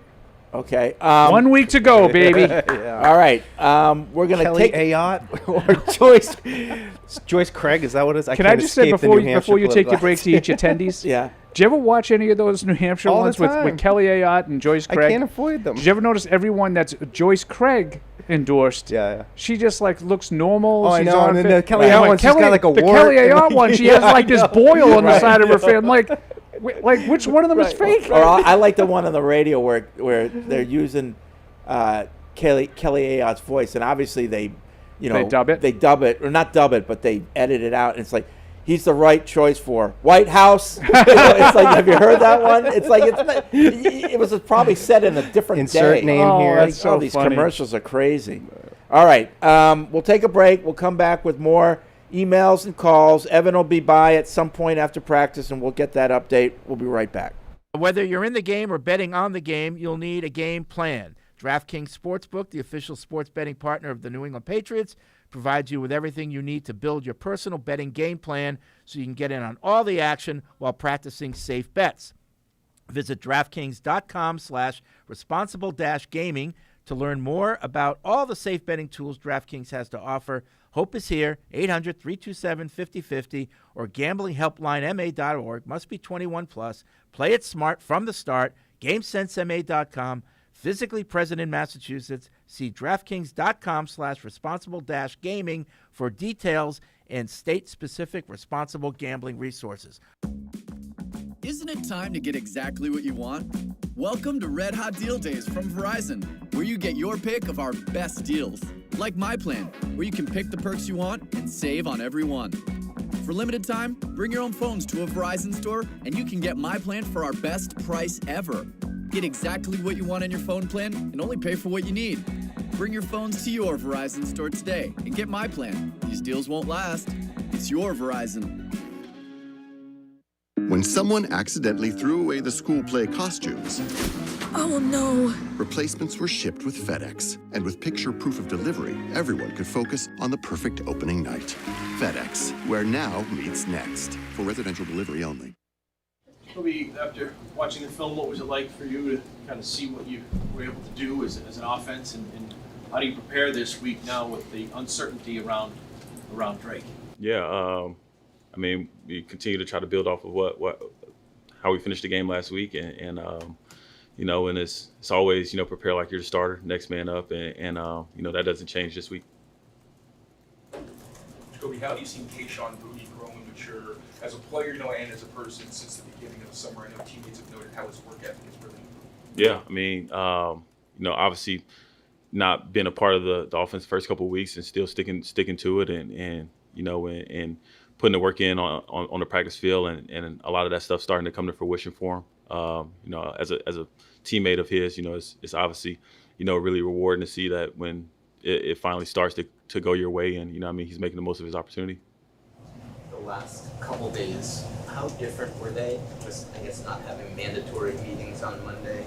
Like, your routine probably doesn't change that much, but was it like a nice change up? And do you? It was nice to be able to sleep in a little bit more, get a little bit more extra sleep. That's for sure. Other than that, like you said, the routine doesn't change.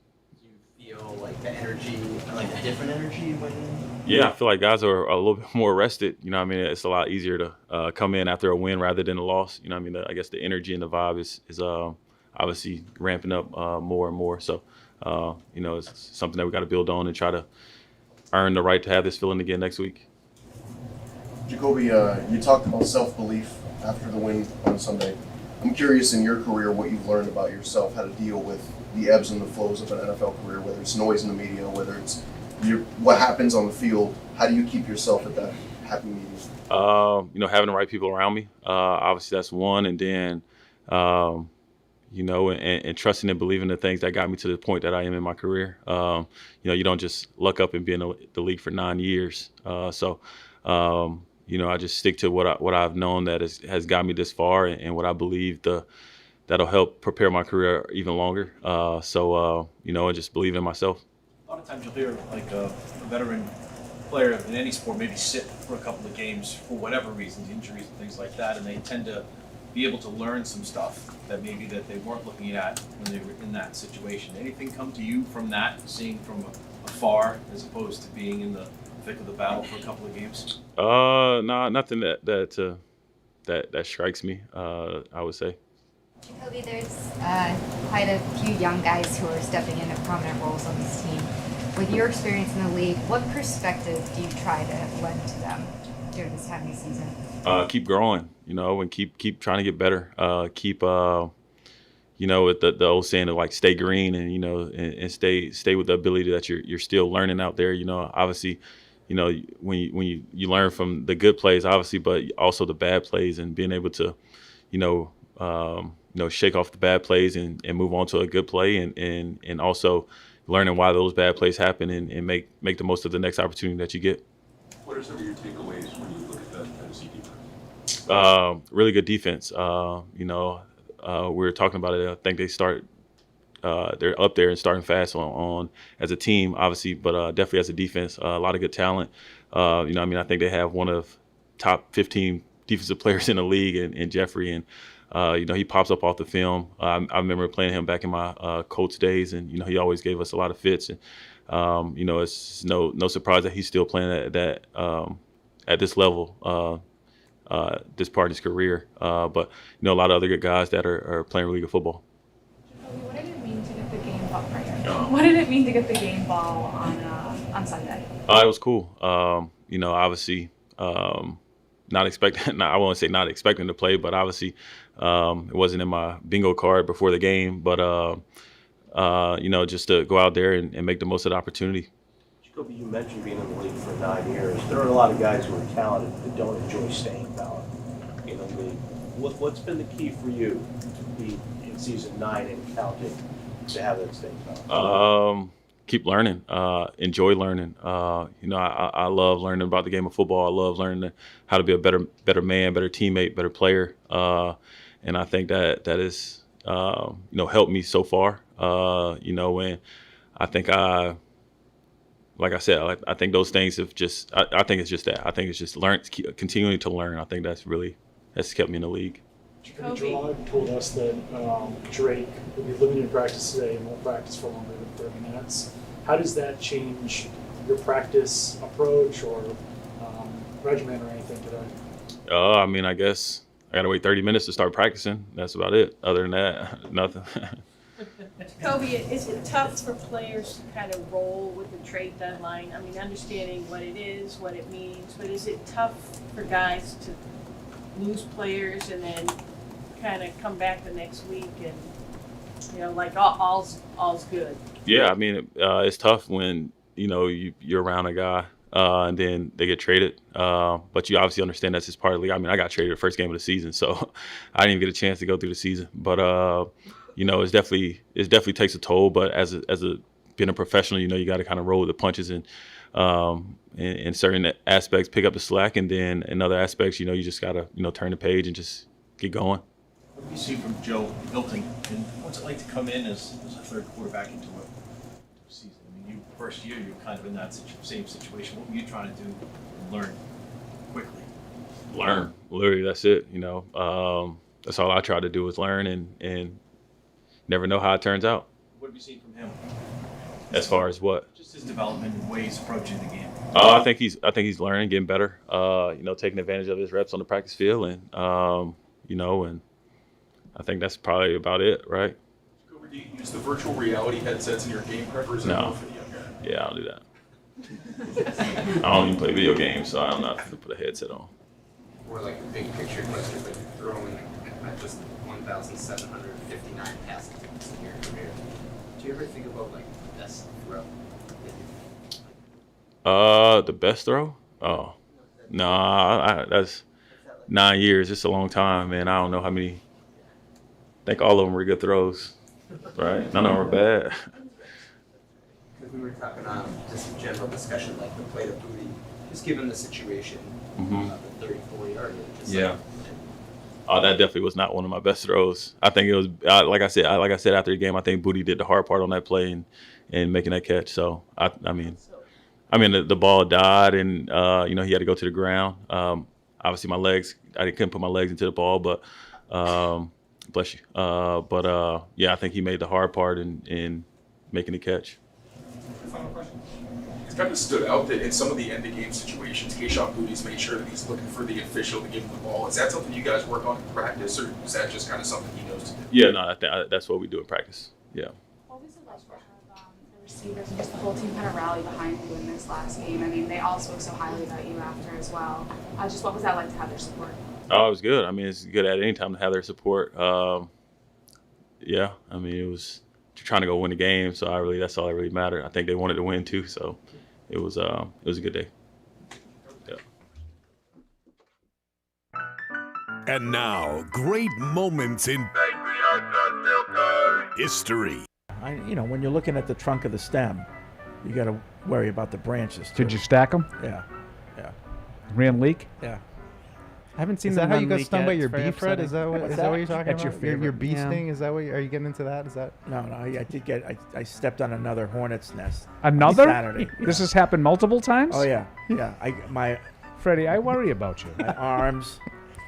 You just stomping Look at around. that. My legs. I worry about. So you got like multiple Oh, stings. like 20 bee stings. Yeah, I got attacked. Yeah. We need you. The Yeah. season started. No, luckily I'm not allergic to it, but I am swollen and itchy. So. Oof. Yeah. Where'd they get? Just on the arm or? Arm and legs. Oof. Yeah.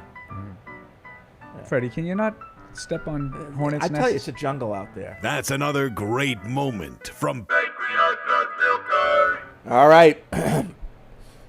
I just in the middle. I was in the middle of my buffalo tenders, and I hear the comeback. I had to wrap it up real quick. You're a little sweaty. A little sweaty, yeah. Oh, you are wearing a jacket inside. A different jacket than the one that you wore yesterday, the weird Swedish one. More bomber, a little more bomber Yeah, style. but I was in the middle of tenders, so I am a little. Are they spicy? Yeah, a little spicy. Yeah. They're good. Yeah. The buff tendies are good. Where are they Mike. from? This place called Pizza Time. Yeah, it's Oh, but it's a new place? They spell the time. They spell the time with a Y. I don't think so. That's No? Burger Time Oh, by that's- Julian Edelman. Oh, that's Burger Time. So it's just with an eye. Okay. I'll have yeah, to check that place out. And they deliver. Oh, I could go So there you too, maybe. call Yeah. and then they bring you the food. It's a great Yeah. concept. I love the concept of it. Just because you don't have to go there. You know. It's a good It's model. not easy to deliver to Foxborough Stadium. Well, No, especially no, right now. no. Yeah. All the construction out there. Yeah. Something's going on. Our What are delivery they- guy was walking around for 10 minutes before he called me to say, hey, I can't get in here. No, I know. I give them credit for the effort. New place. He'll know next time, I bet. Yeah. They'll learn it eventually. eventually. They'll figure it out if we use them more than once. We'll see. We'll see. All right.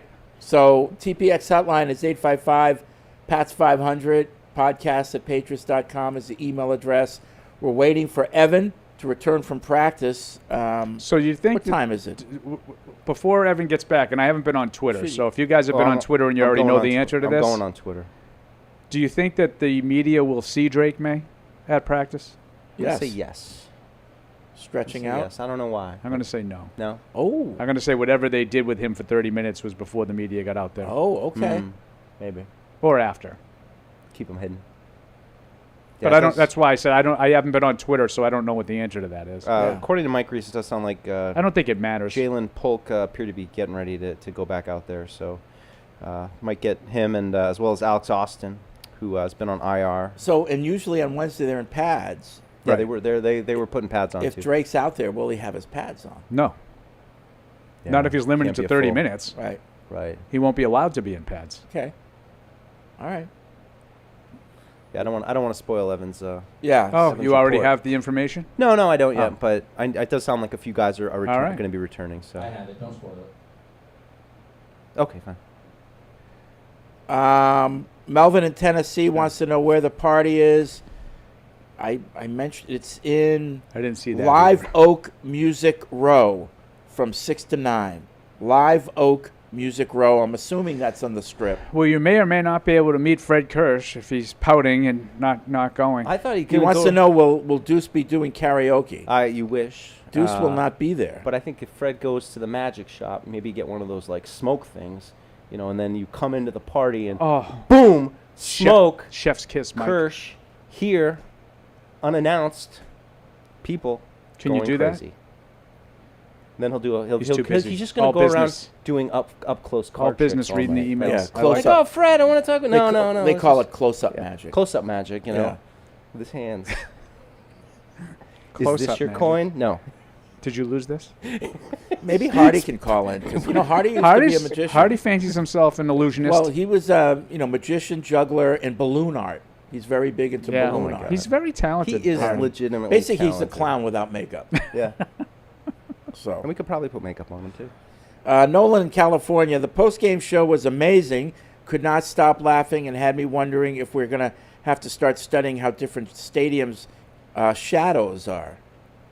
Shadows. Shadows grow so long Before my eyes.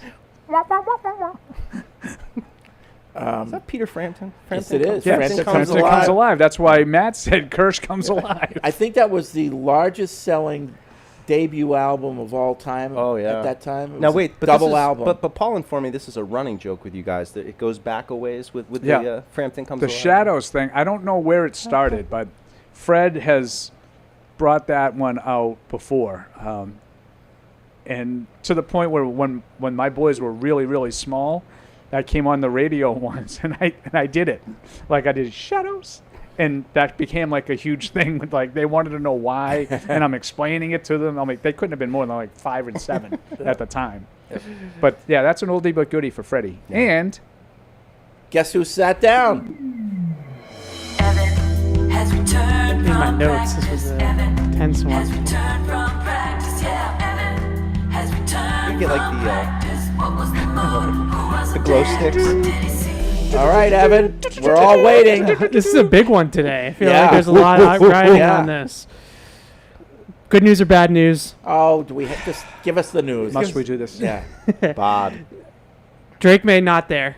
Not spotted. Paul was right. At practice. Neither was Vidarian Lowe. Oh. Also not spotted at practice. So some of us That's a maintenance day. speculating It's a maybe maintenance that day. something along those lines. That ankle is still not 100%. So they're giving him the day off, potentially.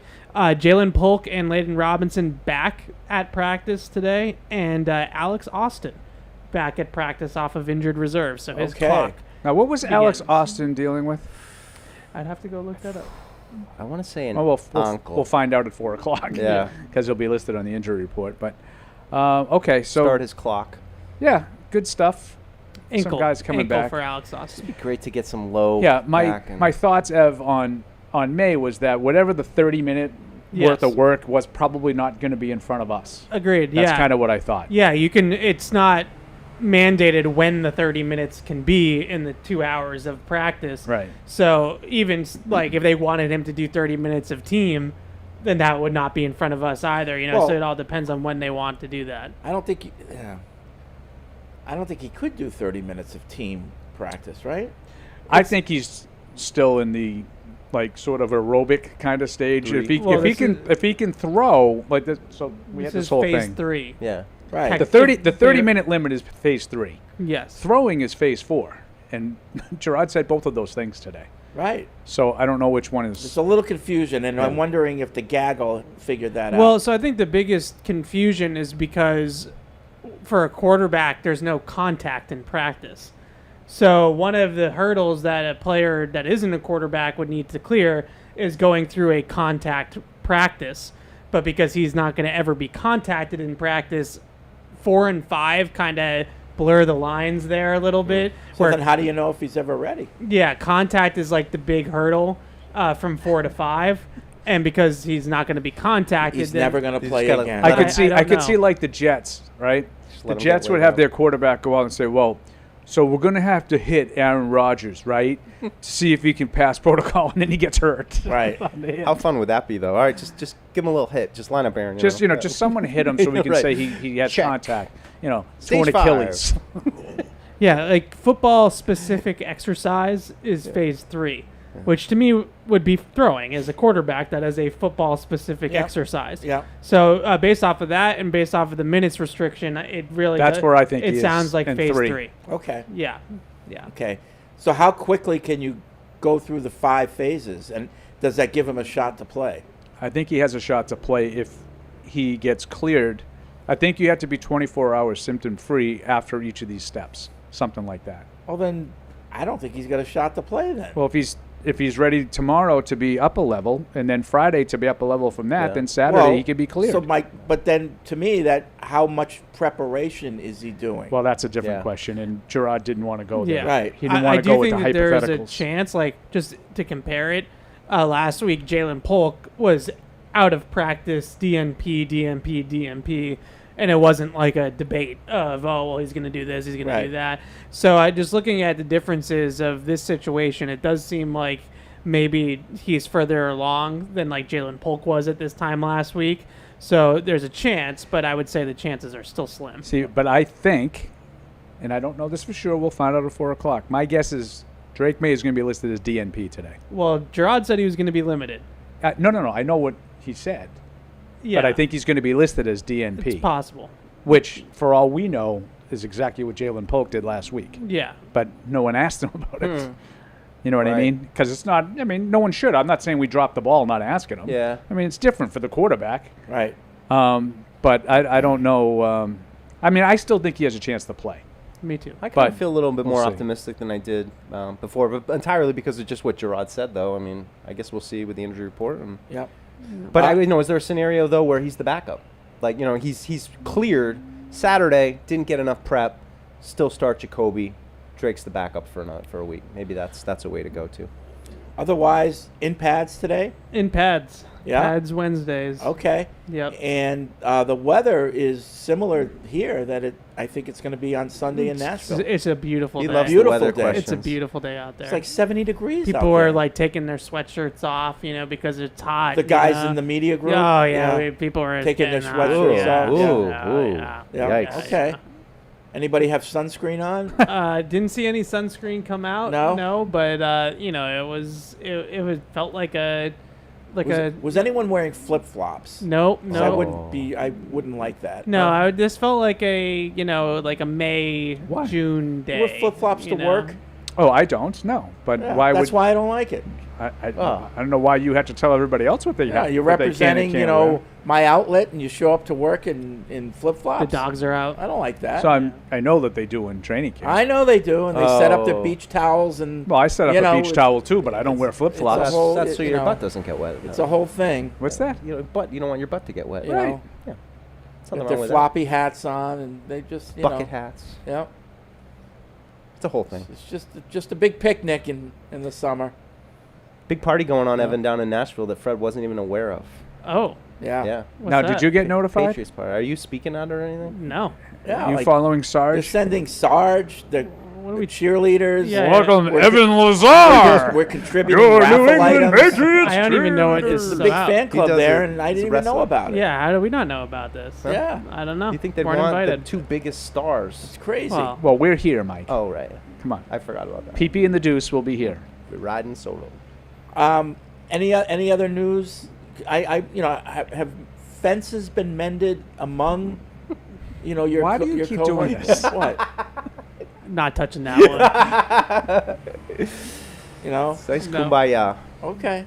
No, But it seems like everyone's getting along, right? absolutely. Good. Absolutely. Because we don't want any dissent among the scribes. Why does he do this to me? Describe. Why? Scribes mad. everything? So everything. Look at the look on his face. Everything was even keel. Absolutely. Yeah. Okay. Best friends. Okay. No, that's good. I think everybody's excited for Chick-fil-A today, so That's, Oh well, yeah, that puts everybody. Mike, in a after the show, listen, we got a date. Those PR guys, they're no fools. You want to keep the media happy, you feed them. That's right. Right? You give them good food, you keep them happy. Feeding the I trolls. think a lot of these guys, it's the only meal they get all week. Doesn't look like it. I'm gonna I promise to turn over a new leaf. I'm going to let that one go. I made the realization I'm far too critical of my colleagues. I'm not doing that anymore. Okay. All right. Agreed. Well, you got scolded, Paul? No. No? The opposite. Oh. I got a lot of pats on the back on Sunday. That's true. I saw that. Paulie's right. It was funny. Well, Paul's pulling strings. People think Paul's pulling strings. He's not even trying to pull. So that's like maybe. Yeah, there was he's a little bit of an playing update chess. to the story yesterday, Fred. Oh, really? Yeah, I guess there was a lot of talk about the noise in the press box on Sunday on Drake May's touchdown run. And so Felger and Maz were with Greg Bedard, and they were talking about it. And I guess Felger had said that he got an email from someone who said it was really loud on Drake May's touch. So everybody, not a stretch at all, everybody assumed that I was the one that sent the text to Felger to say, oh, yeah, there was open cheering in the press. I did not send the text to Mike. Not out of character, not something I wouldn't have done, right, or wouldn't have thought about, but I did not do it. Mike Giardi texts me on the side. He goes, I sent the same thing to Greg because I thought for sure it was you, and I was like, I promise you, Well, it wasn't me. We were there, and It when was he, loud. when he scored. They were hooting it up. It was loud. Yeah, but I did not send anything to Mike Felger about that particular thing. Yeah. So now they're all talking to Evan, saying, "Well, Paul clearly sent it." So I'm like, I can't. I'm not offended at all because it's definitely something in line with like how I think. That's definitely something that I would think. But in this particular case, I didn't do it. Civil war, as you like to call it. God. So that's your full report. That's it. That's Standing it. by it. I'm not touching any of this Nothing else? conversation. Nothing else to talk about? Okay. Yeah. Did I say anything wrong though? Did I give a little recap there? No, you did great. I left all the names out to protect the innocent, relatively innocent. All right. That's the Evan Lazar practice report brought to you by Mary's Dry Cleaning. I was going to say, why isn't it sponsored? Yeah, we need to get a sponsor for that. Get that pizza Wiz time place. Khalifa, we need a sponsor for the practice report. Yeah. It's How only about whatever seasonal, whatever but, the car wash is that's going on outside the door? Yeah, they're cleaning up out there. John writes in, sad to hear when you guys go on break. It's my food here and not Paul's anymore. Paul, I know Fred doesn't pay you guys enough, so let me know when I can buy you lunch. Did he sniff off of that? I'm going to sniff. Well, he wrote it in, so I'm just reading what he wrote. The poor guy needs a new car. Been throwing side hints at Freddie the past couple months, probably saving all his lunch money for it. You ain't lying, buddy. Listen, I'm trying to get Toyota on board. Yeah. You know. So our buddy Jerry, hello Jerry. He asked me. He asked me. He goes, "So, were you able to get a car out of this?" It'd be funny if they got you a car, Sadly, but it no. had to be like have full advertising for Patriots Unfiltered with like all our faces on it, and you get the car, but you got like Fred and Deuce and Evan and Tamara and Alex, and we're all like doing poses. Even like, Deuce could ruin a free tune car. in live. I have to drive around with my face on my car. Hey, Perillo! Yeah, you ever see those like? You got that? You got that right? You ever see those videos on the various social media where the employee does something and then the owner gets the employer a car, but like she walks out like she doesn't know, it's like a big surprise, and then she'll walk out because she just lost her car for whatever reason, and she walks out and they present her the new and she's crying. Those get me. Yeah, those get me. There's one with Big for Paul. with a school longtime school like custodian or something, Yeah, and the seniors like all had a walking fundraiser. They did a GoFundMe, Right. and they bought the guy That's a car. what we should do for Paul. Yeah, Right. That's right. It's not a thought that hasn't crossed my mind. I've been trying to get Paul some new wheels. So like Andre's out there, Andre Tippett, and everybody's out connections. there. I've been trying. You can go around with the media group and take donations. No, but I literally There's need no like money in that a free group, car. let's be honest. Like I Well, can't who afford. doesn't? No, I'm just saying I can't even afford to make it a payment. Like I got 160,000 miles on my car. yeah, I have like $160 to my name. So Well, there you go. Quick trivia question from Jack in Ann Arbor. Does anyone know what the band was called before Peter Frampton went solo, what his band name was. Oh, jeez. I knew this. I don't. That's before my time. Yeah. Humble Pie. Really? Never heard that in my life. Yeah. It's well before my time. That's Humble before Pie. it's before my time, so it's Wow. way before your time. Yeah. All right, TPX hotline. Let's get back to. So what happened? What happened to Frampton? What happened to Frampton? He's still around. No, I know, but why like that? You said it was like the highest Keytar selling, guy, right? Just the music Yeah. was the. I think after that they didn't really have any good hits. Yeah, but why? Why do you think he was able to be so successful with that one album and then Because never I don't think really? I don't think he was a real. He's a very talented musician and a decent singer, but I'm not a great songwriter. And the Bee Gees wouldn't write him any songs. The Bee Gees wrote those songs? No, I'm only Bee Gees kidding. wrote The a Bee lot Gees of wrote songs. a lot of songs I for know. a lot of people. I've told you about that documentary. I watched it. It It's was awesome. great. It was awesome. But I find it interesting that you could be that successful, flash in the pan. Yeah. Like once. Yeah. And I'm not even talking about a one-hit wonder. That. Yeah. Like because I wouldn't say Frampton's a one-hit wonder. Like it was kind of like this. They had another album after that did okay, but nothing like that first one. He was in a car accident in 1978 that really effed him up. Oh, is that real right? nice, Here we Paul. go. See, Thanks there's a lot. there's the go, s- guys. but There we go. We're Matt, making fun of the Make-A-Wish kitty. No, that's not. That is totally. That explains it. Yeah. Yeah. Yep. I didn't know that. But that explains. Where did he go? What happened? Because it was like 76 or so, right? Yeah. Oh yeah. Frampton Comes I was in Alive high was school. like, yeah. Yeah. And then 76 and then 77 was a follow-up album. 78 was a car accident. so Okay. that's why he never achieved greatness I mean, again. he's still playing small venues. with the keytar. Is he up at six string up there? Keytar. All right, let's get back I like to the Bee Gees though. Shadows. What's I up? like See, the this Bee is Gees, where you too. need Hardy. Hardy would be good at this too. So do you think Hardy would talk about these kinds of Not things only in does between he telling the doesn't songs? just play the music; he talks about it. Right. Oh, right. That would be interesting to Music listen to shows. Hardy's take on that. Maybe I'll Behind send the him- music. Maybe I'll send him a text. Yeah, we could. Miami? We should have Hardy as a guest during the day. Do some magic tricks, up close. We'll have the camera on him, and then we can Okay, talk I about just the wanna music. talk about football. Yeah. This guy. My is like, key how today long is this do a going? little balloon art, right down the middle. All right, Hardy, I'm just- let's get to the TPX hotline. Dylan's in North Carolina. Hey, Dylan. Hey, how y'all doing? Good. Hey, Dylan. I was just wondering, with the trade line glooming, is there any wide receivers that you think that we could actually get? I thought Deontay Johnson was probably one that would be really nice, but now he's traded, so I was just wondering y'all's thoughts on that, and I'll take it up there. Okay, thanks. I think the receiver position's tough. I mean, at this point, I'm not really interested in getting more guys, kind of like they got, and I don't think they're going to get a guy right now. So I don't. I That's haven't not heard a of position anybody. that seems like it would. Yeah, I feel the same way. I feel like if anything, they might give away some of their receivers instead of acquiring All them. the early disgruntled guys have been re-signed. Well, most of the disgruntled guys were old, but Deontay Johnson's not.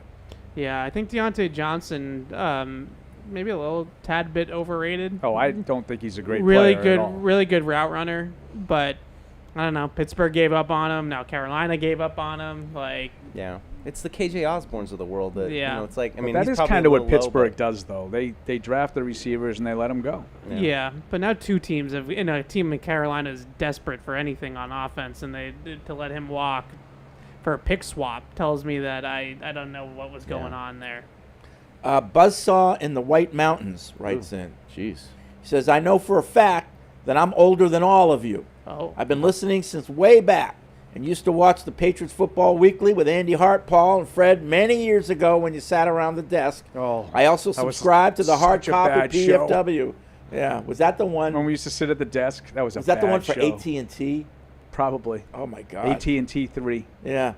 I found Patriots Unfiltered a couple years ago, and I don't miss a broadcast even after moving out of state. So why am I doing a country thing? I like it. I don't though. really Keep know. doing it. I watch Paul on his show, and he never interrupts anyone. In fact, recently I heard him say, sorry, Mike, I didn't mean to interrupt you. On PU, he interrupts everyone, and he doesn't listen to anyone. Yeah. He always talks over anyone who's making a point. Mike Dussault has got to be a saint, and we all know that Evan is too nice of a guy to say to Paul, let me finish. Yeah, shut up, Although I Paul. do love it when he says it to Barthy on Catch 22, which to be honest, is my favorite podcast. Oh, thank you. Fred, That criticism's fair. Fred, keep arguing with Paul. Don't back down. It's my favorite part of the show. And Paul, there are other words in the English dictionary than like, which you overuse to a fault, like a schoolgirl. I also wish I had a nickel for every time Paul said, I agree with Evan. Wow.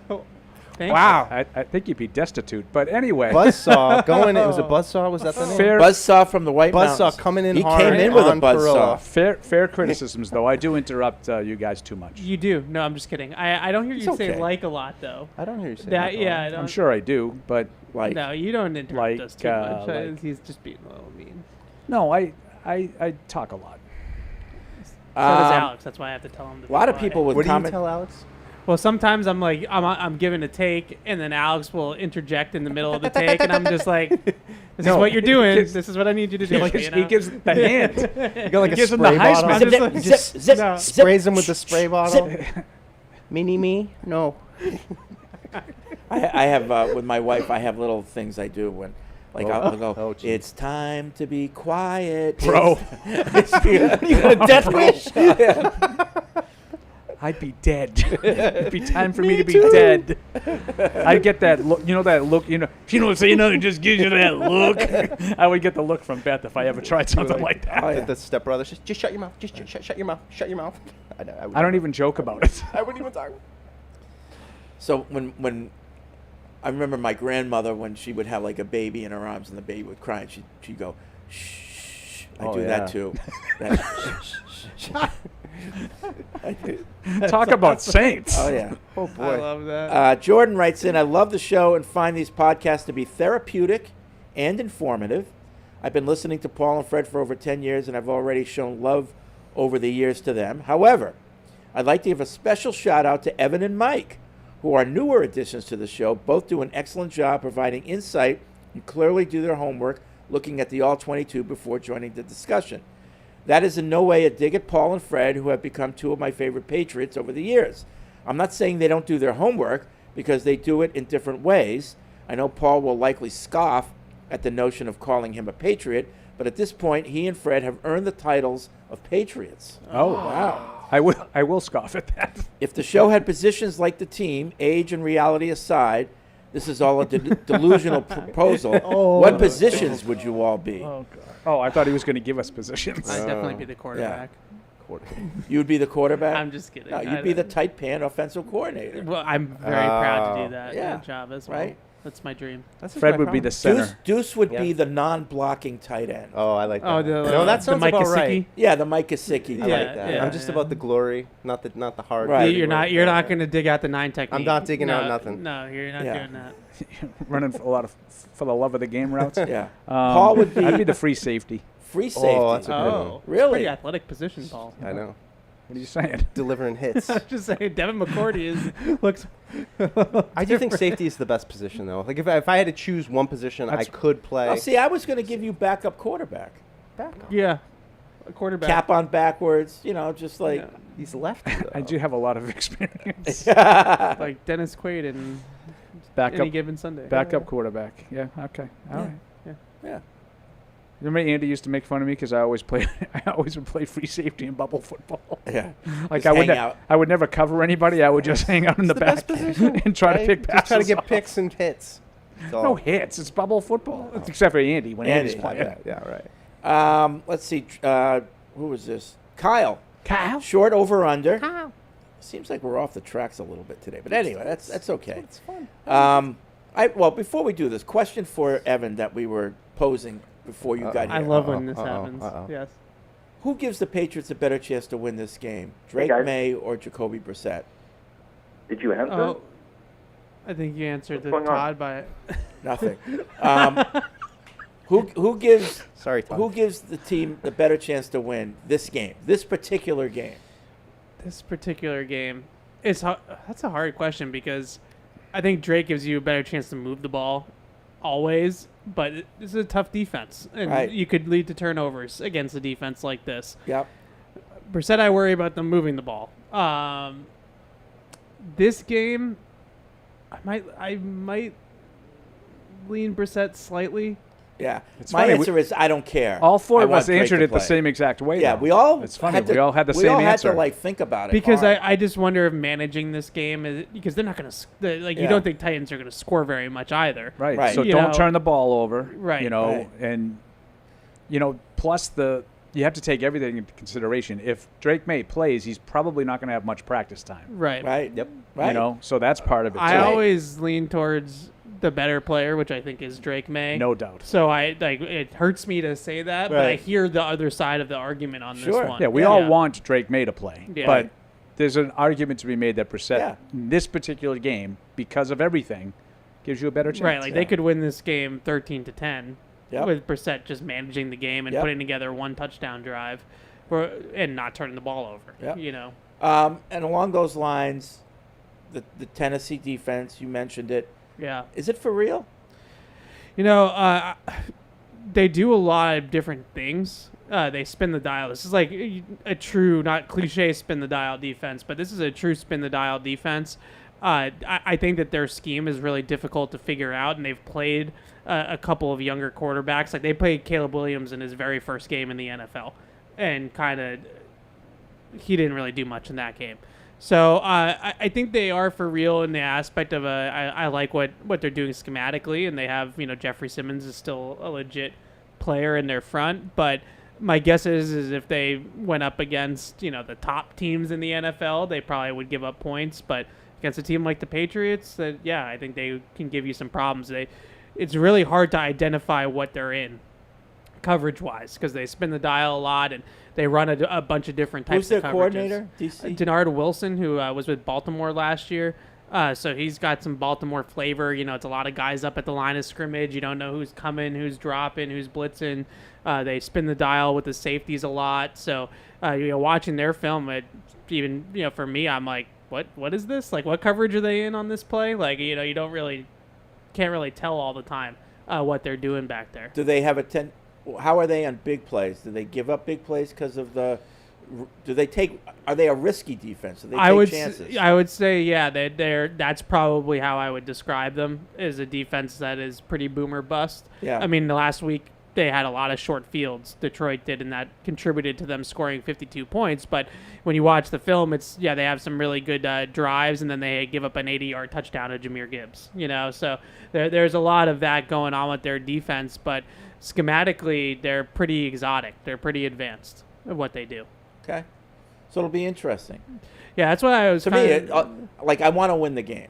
Yeah. But to me, I want Drake Maye to see as many different defenses as possible this season. Yeah, that was kind of the take that we were talking about off the air, is just to have Drake Maye play in a game like this. I think the three defenses that he's seen so far are kind of do what you do type of defenses, and they kind of play the same amount of different coverages. Like Jaguars big cover 2 team. Jets and Texans basically have the same system that they're running defensively from the 49ers. So those teams are kind of just boilerplate defenses, whereas this one would have truly spun the dial on him, and it would have been interesting to see how he reacted to that mentally. Okay. All right. Now let's get back to the TPX hotline. Todd's in North Carolina. What's up, Todd? Hey, guys.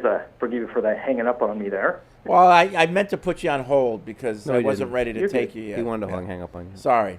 So I thought your early conversation, especially about looking at the guy in the Ravens who played with Drake Maye, was kind of interesting to think about the future and projecting. And the guy said, like, who in 10 years do you want to see on the team? Do you want to see Drake Maye there? Do you still want to see Mayo coaching? And all this made me think is, right now, I can see two areas where in the next 3 or 4 years, or maybe even next year, might start rearing its head, is tight end and running back. Do we have like a long-term backup solution there? Did we draft anybody that I missed in either position that we can look at and say, hey, this is a long-term proposition for the team and they'll grow with Maye? Or could we maybe pick somebody up at the trade deadline who might be able to help with that? Like at running back and tight end? Yeah, that's kind of what I was curious about. All right, thanks. All right, thanks, Todd. Why are you so disrespectful today? No, but of all the positions, like Hunter Henry should be here for a few more years, right? Yeah. But running backs, like They're well, interchangeable. Well, Stevenson just signed an Stevenson extension, signed so he and ain't going he- anywhere Antonio either. Gibson's on a Yeah, three-year I'm deal, not too. worried about those two positions. Unless they trade him. The only but I don't see interesting that. guys are Jaheim Bell is the third tight end. Mayo talked about him a little bit today. Was it Mayo? No, it's it's Henry. Henry, sorry. He's getting a little bit of action now. We like that guy Terrell Jennings. He hasn't done anything. It's hard to get excited about him, but I thought he, showed up a little bit in camp. He's but a little bit more of a scat back, isn't he? Well, he runs with some No, good he's a power, power too. guy. Yeah, he's a tackle breaker. But he can catch passes, right? That I have no idea. I thought he To did me in the this summer. preseason. He did a little bit. In practice, I just thought he looked smooth catching the ball. Yeah, I don't know if I he's mean, an I have no actual idea. third down back, but to me, just looking at him, knowing he was a tackle breaker, I thought he had pretty good hands. That stood out to me But this summer. I think you're going to have for the short term, you have Henry and Stevenson are going to be in the lead role. So now you're just looking, and I know Todd was looking for backups. Todd's wondering, but I don't necessarily that's well down the list of things that you're going to be looking to get. Are we mildly pleased with Hooper? He's done okay. I think he's fine. I think it's a the one-year deal. He's gone. Yeah, I think the thing for Todd's question is, can Jaheim Bell rise up to that second tight end role next year? And then, then you've got a guy in his second year on a 4-year, rookie deal. That's ideal. Right. Is that he's going to be able to step up and take. I just personally haven't seen anything. No, to indicate that. No. I think he played one play Zero. the other day. Yep. Or 2 plays. Yep. He's been in and on and off sort of the inactive list. I'm intrigued just like everybody else with the athleticism, but I don't know if he has. Yeah. I don't know what. We'll see I'm down also the stretch. realistic. You take guys like 6th, 7th round. Yeah, I just don't know if he's ever going to be maybe you hit one. A traditional inline tight end. That's probably never going to be Jaheim Bell's game. But obviously, H-back, fullback type of Swiss Army even the knife. play he played the other day, he did that. Yeah, right? that's the type of stuff that I see him doing, playing off the line and moving around the backfield and things like that. But running back and tight end, I just would say that the two guys in North Carolina right now that play with Drake Maye are really interesting prospects coming up. Marion Hampton's the running back, and Bryson Nesbitt is their tight end. Both players played well with Drake there last year, and were at his pro day, caught passes from him at the pro day to kind of get a head start on the draft. Mid-round, where were they projected? So Hampton is probably going to be a day 2 guy, but for a running back, drafted pretty high, so that might be too high for the Patriots. Nesbitt was originally projected to be a first-round pick, but he's dropped off a little bit this year because they don't have a quarterback. So he's still, I would say, probably a top 100, top 150 guy too. You might make my envelope. All right, L from Wisconsin writes in, saying that Brissett gives a better chance to win is absolutely insane. Okay. I wholeheartedly believe that Maye didn't start versus the Dolphins because they thought they could win for similar reasons. The fact is that Maye is the better player. We're not disagreeing with that. And the reason that the production is similar is only because the team has completely lost all ability to run the ball. I would agree that Maye's a better player. Yeah. I don't think it's insane though to say I don't think going it's insane. against one of the worst teams in the NFL, that a game where you just want to maybe try to play safe and not have boom or bust. If they're going up a team better than them, it's Maye all day. I'm also taking into consideration how little prep time Maye potentially is going to have for this game. Yep. That's part of part of it. My rationale. The Yankees have issued a statement. Oh. Last night, 2 fans were ejected from Yankee Stadium for egregious and unacceptable physical contact with Dodgers outfielder Mookie Betts. The safety and security of players, fans, and stadium staff is the foundational element of every event held at Yankee Stadium, and it cannot be compromised. Tonight marks the final home game of the year, and we want every ounce of our fans' passion on display. Yankee Stadium is known for its energy and intensity. However, the exuberance of supporting one's team can never cross the line into intentionally putting players at physical risk. The Yankees and Major League Baseball maintain a zero-tolerance policy toward the type of behavior displayed last night. These fans will not be permitted to attend tonight's game in any capacity. So there you go. Finger wags. Well, they should have their finger wagged at them. Go Dodgers. Well, yeah, but you can't encourage that type of behavior. No, I'm not saying that was anything bad. about that. Evan, what are you talking about? Just go Dodgers. That's all I'm saying. Yeah. All right. I hate them both. Yeah.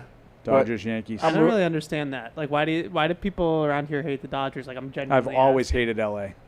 I hate it's probably from the Lakers. To be Yeah, honest with you. but But I don't know. in the late '70s, it was always the Dodgers and the Yankees in the World Series. I hated them both. Yeah, see, I don't Fair mind enough. the Dodgers. I have no. Always hated I have Tommy no, Lasorda. no venom toward the Dodgers. Yeah. I do, not as much as toward the Yankees, but I mean, I can't. Yeah. I can't take that back. I I hate asked the sometimes. question. I hate for no reason. Well, Rocks. Dodgers fans living out there, the Red Sox would take over that park when the Red Sox played out there. I was part of so that. Yep. It was fun. Maybe Good not for you. now, though. Maybe Good not for you, these Mike. days. All right, that's going to be it for this show. We'll be back tomorrow. Stay tuned for the playbook with John Rook, and we'll see you tomorrow at noon. Gotta hurry. Picks. Thank you for downloading this podcast. Subscribe on Apple, Google Play, and everywhere else you listen. Like the show? Please rate and review us. Listener comments and ratings help keep us high in the podcast rankings so new listeners can find us. Be sure to check Patriots.com for more news and more podcasts. The world's original podcast.